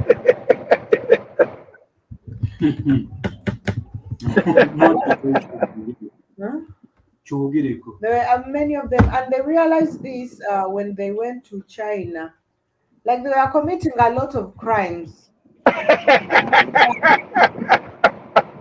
And now people were like, you know, and it was so, the violence was so high, and even the Wow. Chinese started questioning like Are how you? are you guys even, I mean, it's not possible. So They even the said, Uganda, they're like, that can't be Uganda. I know. The The other Chinese just thing, said, hey. The Chinese said, hey, you niggas are Ugandans. You niggas are yeah, Nigerians. a lot of people are like, so because we have had a lot of Ugandans studying in China for a very long time. And now this time, I think it was around 2022 when it became so rampant. Yeah, Then it became rapid. yeah, a lot of Nigerians were committing crimes with Ugandan passports. Passports, I know. And the landlord was like, what has gone wrong? You know, because there are things that Ugandans are not known for doing, really. Now I everyone know. was Uh, like, I know. how? Only to I when to prospects people can't even speak any Ugandan language. There are things that Ugandans cannot even mention apart from a few districts in Uganda. They don't live in Uganda itself. These guys were Hey, you guys don't speak no Ugandan languages. How you guys Ugandan? My mom was Ugandan.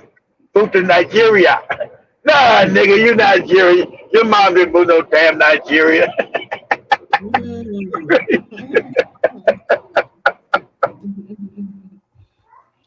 Yeah, them goddamn crafty ass Nigerians, boy. Using Mm. Ugandan passports. Ah, my dear. And you know, um, those days, Nigerians, the pokies of Africa.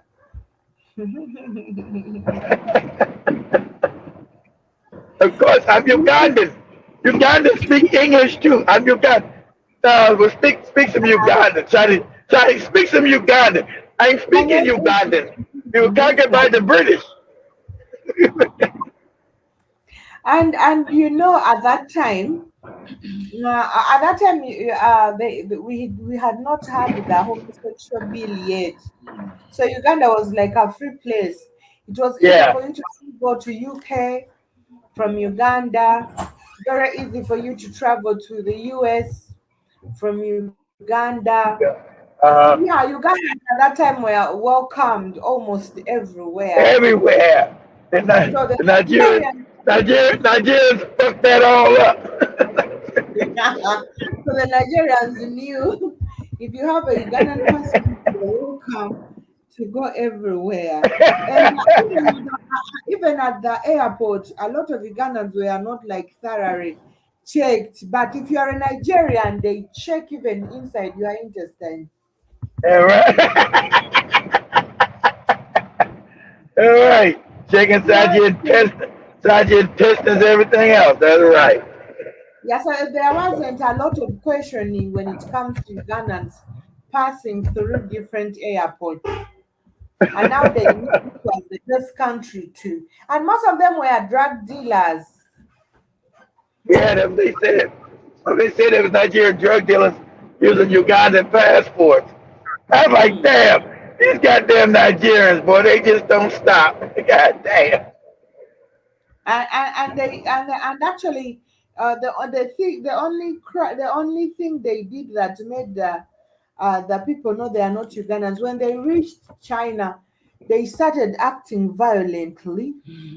All of a sudden now people were like, hey, we've not had Ugandans being so violent like this. And boom, they got to realize they were Nigerians. Whew. Yeah, right. These ain't no damn Ugandans. These not you slick ass Nigerians. you Mm. you slick ass bastards. Your name is not Innosetto. Yes, I'm Innosetto. Yes, that's me. Innosetto. That's my village. I'm Innosetto, the village boy. You from a village in Nigeria, nigga. I know, not Uganda.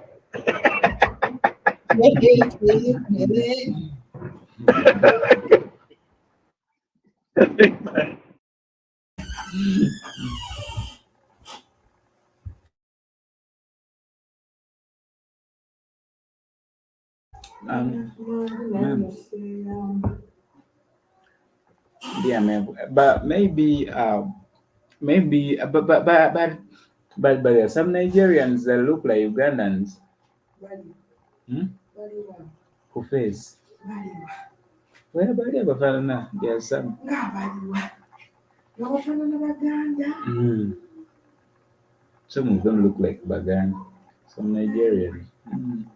Omunigeria muganda ndi Munigeria kyoyogerako labika tukitegeera twali Munigeria afaanana Munauganda mpozi oyogerako buno obubeera eri waggulu obumpi bwe buti obubeera mu kanzu Awesome. n'omuhawusa muwanvu oba bukyobo oba bufulani obufulani ndowooza bwe buyinza okufaananamu Mm. oba bumpi bwe buti era akasajja kaba kenkanawa bwe kati naye Omunigeria abasinga mulaapa They're tall. batole babajantiki ate the biggest operation balina endevu zino ezabatabbulu kati abafulani abasinga tebalina mmerevu. But uh, but one should ask, where do these people get these passports really? Bunyanjea Etali zerimu. Please use the word. A lot of people should be asking, where do these people really get these passports? And that's why the issue of corruption, it goes to an extent that we even corrupt ourselves, and like we don't know what this corruption is going to lead to. Imagine all these people possessing Ugandan passports. Where did they get the passports? Because for you here in Uganda to possess a passport, there are a lot of procedures you must follow. First, among those procedures, you must be with a national ID, and a valid national ID. You must be someone who has been verified as a citizen of Uganda. You have to be with a national ID. So that means these people had national IDs. If at all we are following the true or the real protocol that is behind possessing a passport, a Ugandan passport. So these people had, let's think, let's take it that they had national IDs, all these people that had Ugandan passports. And where did they get these national IDs? Because even up to now, we have Ugandans that have not got their national IDs, yet they registered for those national IDs, because almost everything here in Uganda for Amachi, those people whose names are, even the photos, why didn't they, even the photos, Nigerians are crazy, but even the Ugandan government is also crazy. Is also crazy and corrupted. Now these people end up polishing Uganda's name outside, or in China anyway. But like Ugandans, they are doing stuff and stuff and stuff. So, however much we see such acts being done, of course, internationally, but we also have to blame our governments for being corrupted. Different ministries that are, of course, that are governing the registration for passports in Uganda being corrupted. There is time actually here in Uganda we had the incidences. Why it was after COVID there. Maria Ojukida, do you remember that time when we had that airport issue where a lot of people were scammed at the airport by the airport attendants? A lot of people used to be scammed at the airport. Like for you, they would even reach an extent of scaring you, of threatening you that you have to pay like $2,000 if at all you want to go. You have to pay that money in cash. They give you the number, you deposit that money or a bank account. So everything is corrupted. So no matter why these people had passports, you remember that time. And by the way, for you to do such corruption, because like someone possessing a national ID or a passport, or a corruption abeera wa waggulu nnyo. That is corruption of high intensity. So corruption, so corruption at the so corruption at the airport, you had that time. You knew that time when you had those issues, and a lot of people were threatened that were talking about this kind of corruption that was going on at the airport. A lot of people missed flights by that time just because they had not paid a certain amount to these people that were, of course, doing this kind of corruption. So as a government, Uganda, actually not even Uganda, all African governments should keep a keen eye, should be there to account for everything that is done by different sectors of the government or ministries of the government.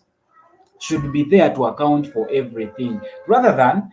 And the bad thing with most African governments, the leaders that we have in Africa, there are leaders that have been elected by sympathy or emotions, like the situation of Bobby Wine, for example, that we are having today. Like Bobby Wine was caned, like Bobby Wine was a lot of people have been killed in the process, what they call struggle. So people end up electing such people. These people bring in their friends into government. Government issues. So this threatens everything in the government, because whenever people make out things, it is for their benefit. They look for where they benefit. A lot of people missed flights. A lot of people were threatened to death, even were killed in those incidences of the airport during that time in Uganda. However, things are now smooth. Things are now smooth, are going back to normal. But people who are testifying what used to, of course, what used to happen at the airport, a lot of people used to miss out their things after the flight and after the flight. So why do we have such issues? Of course, in a country, in a democratic, in a republican country like Uganda, a country that, of course, that has almost everything for a nation. Why could we having such figures doing in our nation? So that's why, of course, very many outsiders, very many people come here. For example, in Uganda, they come here and make a lot of crimes outside Uganda, but in the name of Uganda, we have rebels that are in Congo. They claim to be rebels of Uganda, but they are in Congo. Why do we have such people? We almost have a lot of different people living here in Uganda who are not Ugandans, which is not a problem, but there is that that freedom, that that free entry and exit in Uganda without questions, without question. Like countries that are neighboring Uganda, let it be Kenya, Tanzania, Rwanda, Burundi, and the Congo, let it be Southern Sudan. It is not very easy to enter these countries. It is not very easy, but it is extremely easy to enter Uganda and go out of Uganda. Very easy because of the weak policies that are governing um, um, immigration, immigrants. We have weak policies that are governing migrations, the weak policies that are governing the borders of Uganda. Because if at all we had a strong, of course, executive, or a stronger parliament, or um, a strong government that is, of course, that is caring about everything that happens within the country, we wouldn't be seeing such cases. But we still see such cases. By the way, um, near here where we live, we have even Nigerians that are renting nearby. We have Nigerians. I don't know how they came about and what they came to do here, but they're renting nearby, which is not a problem. This is Africa. You're free to go wherever you want, but these are people that have created crimes in their countries. These are people that have created crimes in these are people that have created crimes within Nigeria, and they're going to any African country they feel suit they can go. And by the way, stupidly enough, these people, they're the same people that are going to create crimes here and still go away from Uganda, which is extremely uh, which is also extremely a crazy thing. So a lot of things have been happening within the country and Uganda. There is time when we had incidences of Rwandans, Rwandese coming here who were voting, who were seen in elections. There is time we used to see Rwandese engaging in elections, having, of course, national IDs, Ugandan national IDs, and nobody spoke about this. Nobody took a keen eye about this. How did they get all these passports? Yes, we have refugees here, but they have refugee national IDs for Uganda. They don't have citizen national IDs. So those things are too different. But these are people, and by the way, whenever it comes to election time in Uganda, we normally have a lot of people come to Uganda, and these people must vote. You may find out that the native people of the country, they're not voting for people they feel like, but these people who just coming in to, of course, to Uganda, these are people that are go in for elections and do electing leaders. So this is, of course, threatening Uganda's political structure and Uganda's economic structure because if at all we can have such incidences happening in Uganda right about now, what should we expect afterwards?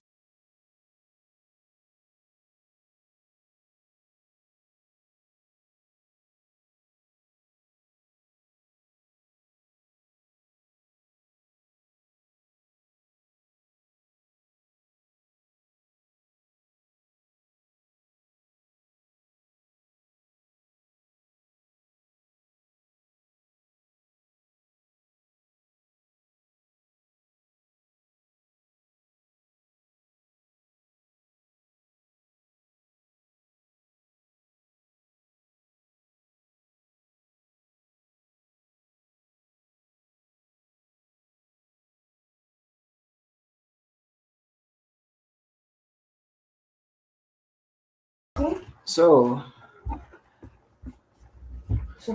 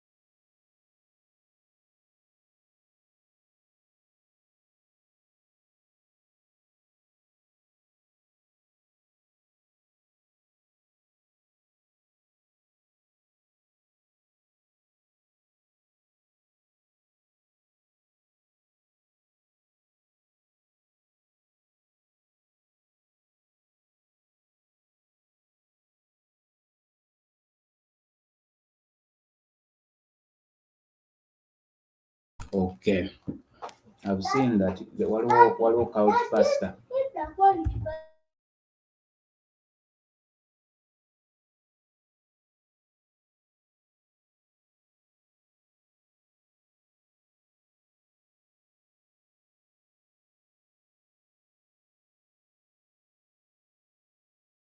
I've seen that there is a cult pasta.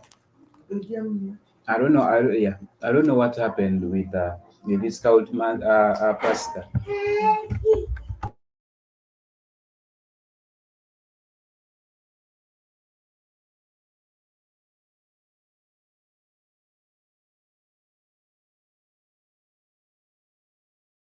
I've seen that there is a cult pasta.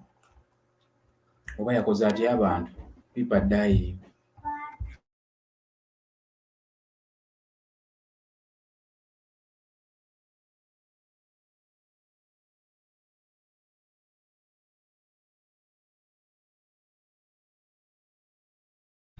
I've seen there is a cult pasta. Sorry, there is a cult pasta. I don't know what happened with the news, but I'm seeing that a lot of people have been dead. A lot of people are dying. That the death toll from the cult pasta hits 446 as examination resumes. Well, yeah. I don't know, but it must be Africa. It must be somewhere in Africa. It must be somewhere here in Africa, I guess. But why do we still like why is it that people are like that? Hmm? Why is it that people are like that? By the way, when we talk about these things, people don't listen. People don't give us their ears. When we talk about this, people don't give us their ears. The other time there is a border guy. By the way, I didn't tell you this. Let me tell you this one. Like there is a border guy. I boarded a border. Then when I was moving, a border guy told me, you know, why I was with somebody, like they took 4 people at a certain place. When they took these people, then the border guy said, like, the other guy, like, yasaba sente ntono. He asked for he asked for little money. Owulira? He asked for little money from the bosses had given them that job to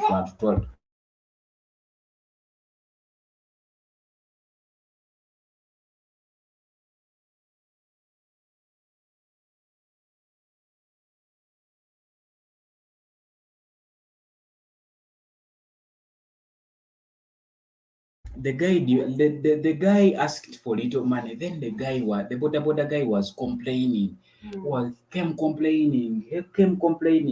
Then what I had to do, I had to narrate for him the story of the other guy I told you in the village. The boy, the boy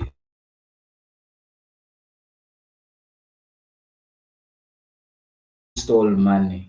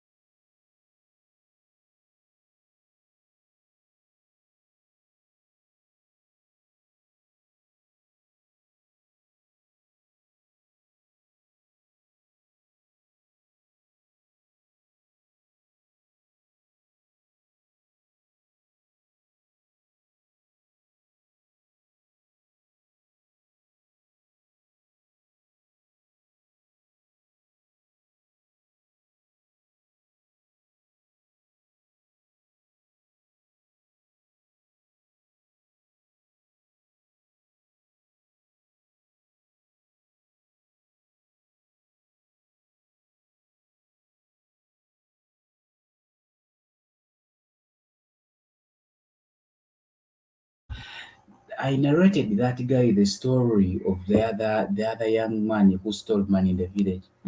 The like he was driving these people. They sold land over 30 million Ugandan shilling. Then after,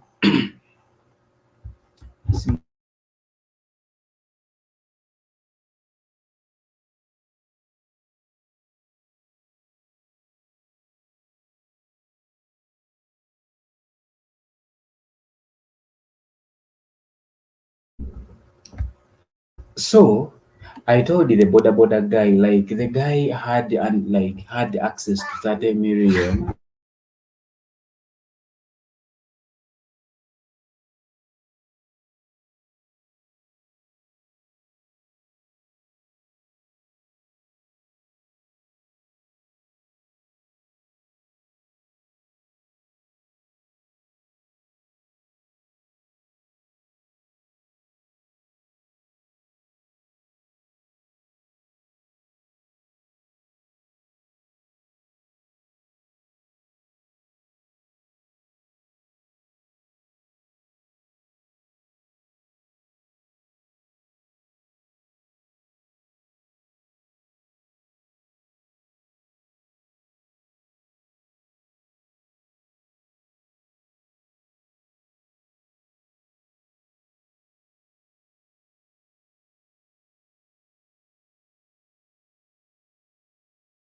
So to cut the story short, the guy like was like for him he can't pick 1 million out of the 30 million if at all he decides to steal.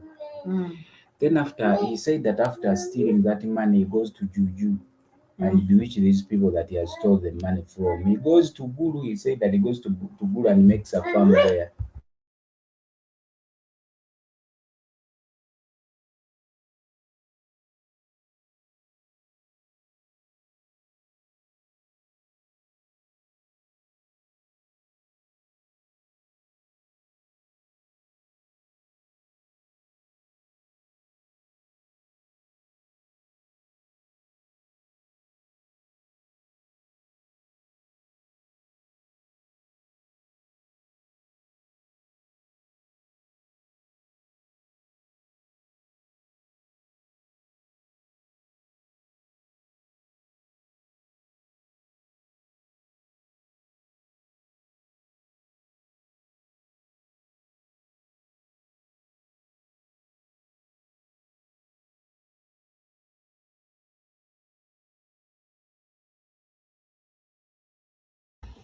Anyway, I think So I was still telling you. mm, Then that guy, like, what at the end of the story, he said that he's a born again.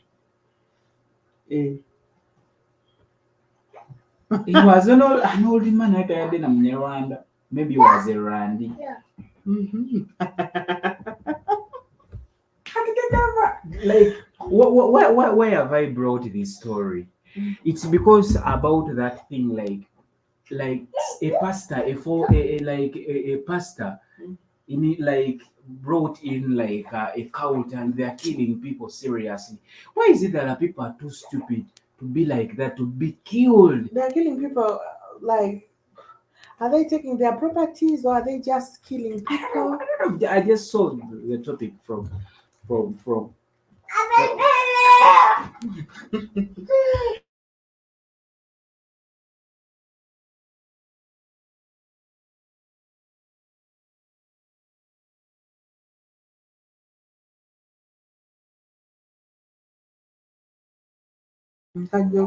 the topic. The topic is here. Someone is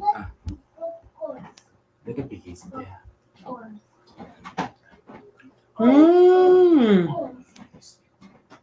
I think this happened in Kenya. Yes. You want to go? This happened in Kenya.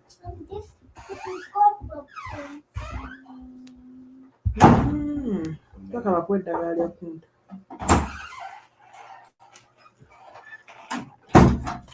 This happened in Kenya. By now. That pastor, I think that I don't The story is a bit weird and funny. Most of these people were fasting. Mm. Mm. They were fasting. You could take people in the wilderness to fast like Jesus did. People could not eat. They others sold their properties Mm. to go to the waiting to reach the promised land. Mm-hmm. Mm. So why are people so like why is it that are people? I remember when I was studying, I had someone. Put it down. I remember I had someone when I was studying it. She was a girl. She was a born again. Mm. She was a girl. She was a born again. Then this girl used to fast for an entire week without eating anything. Mm. Without eating anything. She was a big girl, but during fasting, you could notice that she's fasting.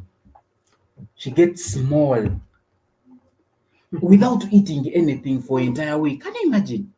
Without even drinking water, you're surviving on saliva only. Why are people like that? I think Should we call it belief? Should we call what should we call it? they are in love with white Jesus. Hmm? They are in love with white Jesus. That is it. Because first of all, most Africans are foolish when it So comes to religion. I don't know whether Jib Jabba is with us right about now, Mm. but I would like to ask him a question. Is it that the people who are too religious that side, they are to that extent that Africa is? And Africans do things they exaggerate with it. Hmm? Hmm. They exaggerate with it a lot.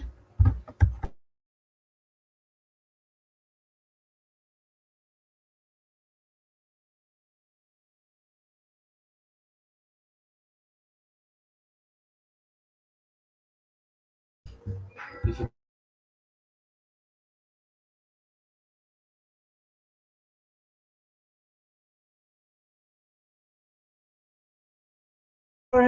Everything is fine. so there is a way people like take things like how can you like like reach to an extent of fasting to that extent. By the way, I told that border guy like I told him like for you to think things are normal. That's what I told the guy. I told him most of your pastors where you go, media's wrote a lot of stories about those pastors sodomizing boys, Mm. but you still go to those people. Why? Are you stupid? The border guy nasimbula n'agenda. It was some time back. Nasimbula n'agenda. Zikira yanzija mu town. I told him those pastors you go to, you don't you know that they To the sodomize? extent that Yeah. they just worship these people, not even. Hey, Ochitagera told him, don't you know that these pastors sodomize people? And there is a way they call these churches. They don't call them churches. I don't know whether it is also in Kenya and other African countries. Mm. They call them ministries. Mm. So the people who are there, they are ministers. Yeah, The ministries of God. they call them ministries. INNOSSETU and Maria ministries. We are going to start our soon. These It people, is money. these people have ministries. Father, you know when we start eating they're, INNOSSETU, they're called we are going to ministries. get rich. When we start a church, we just have to buy a system, some speakers, some good microphones. You get a standby generator. Mhm. We can sing. Ah, we start up a church.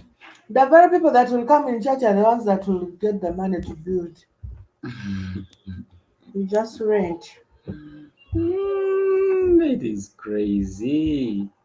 It is crazy. They don't know that people are making money from them.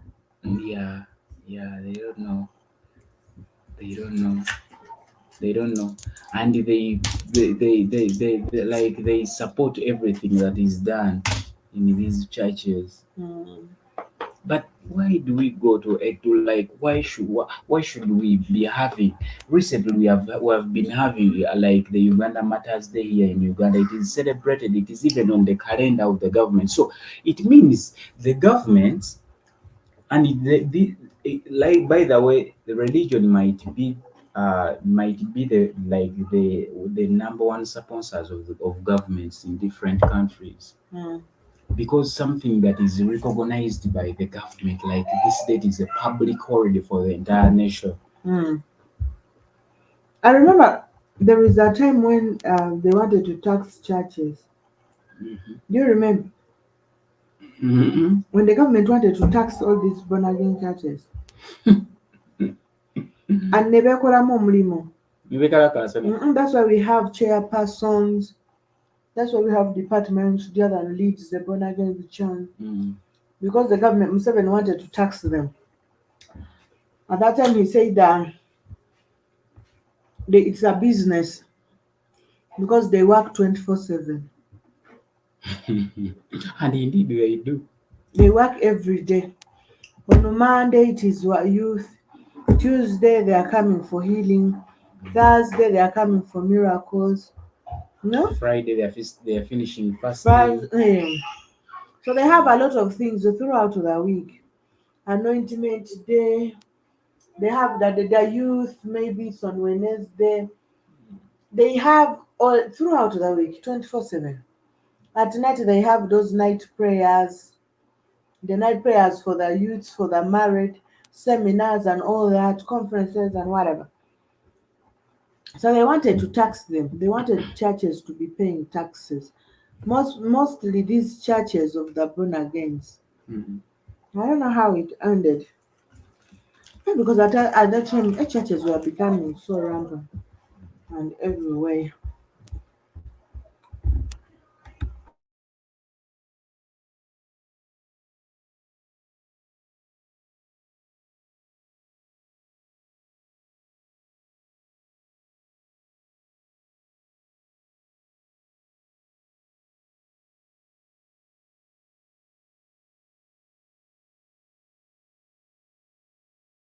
Mm?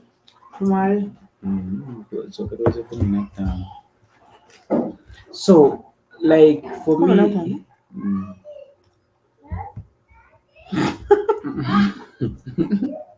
why are you scared? Why are you so scared? You shouldn't be scared. And by the way, starting up a church, by the way, there are some of the possible businesses in 2020 for someone who can start with small capital. And that's why we see a lot of pastors. We see a lot of pastors on roads. These people are practicing because in reality, these people are not telling, like they're not telling anyone. Waliwo abeera awo ng'azina n'enkondo. Namulaba. On TikTok. Mm.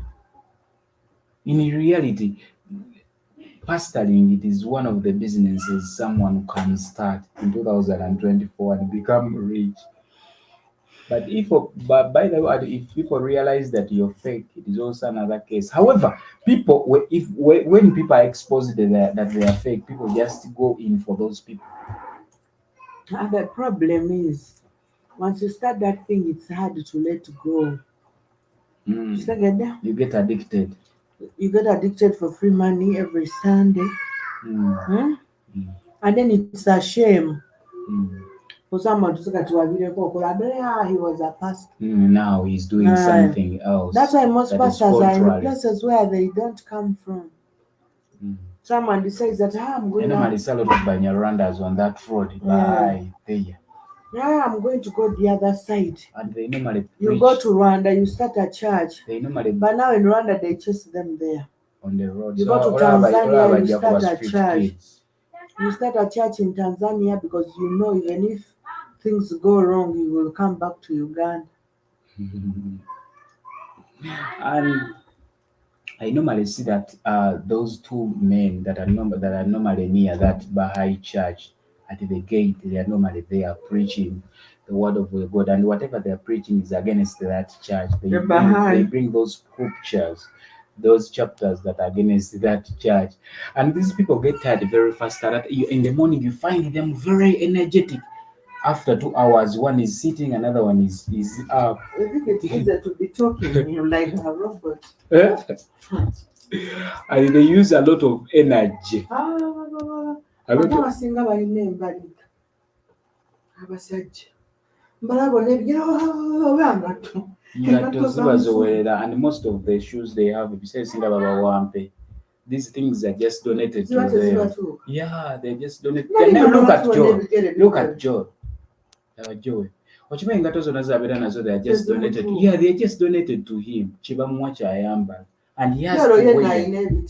He has to wear.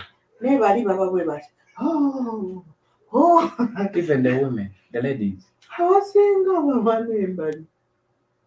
you sure? Ngalimanyiye style. Abantu balina bwe bakoma shababa bayinza okuba nga balina stanza gye bakoma.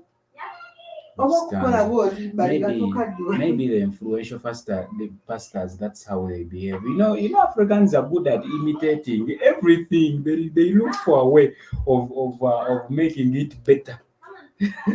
They look for a way of making it better. Anyway, guys, thank you for those that have been watching us since the first hour. And I think it's time for us to go. Thank you for those that have been commenting in. Jib Jabba, Keith has been here. Thank you. Geno Mosquito was also here. And Mulala. Williams today wasn't here. He wasn't here. Williams wasn't here today. K wasn't here. We had Jib Jabba. Really clear. But thank you for being here with us tonight.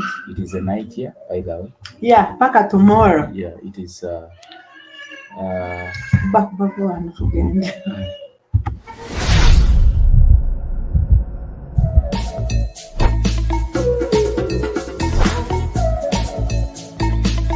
So now this had killed the market for of course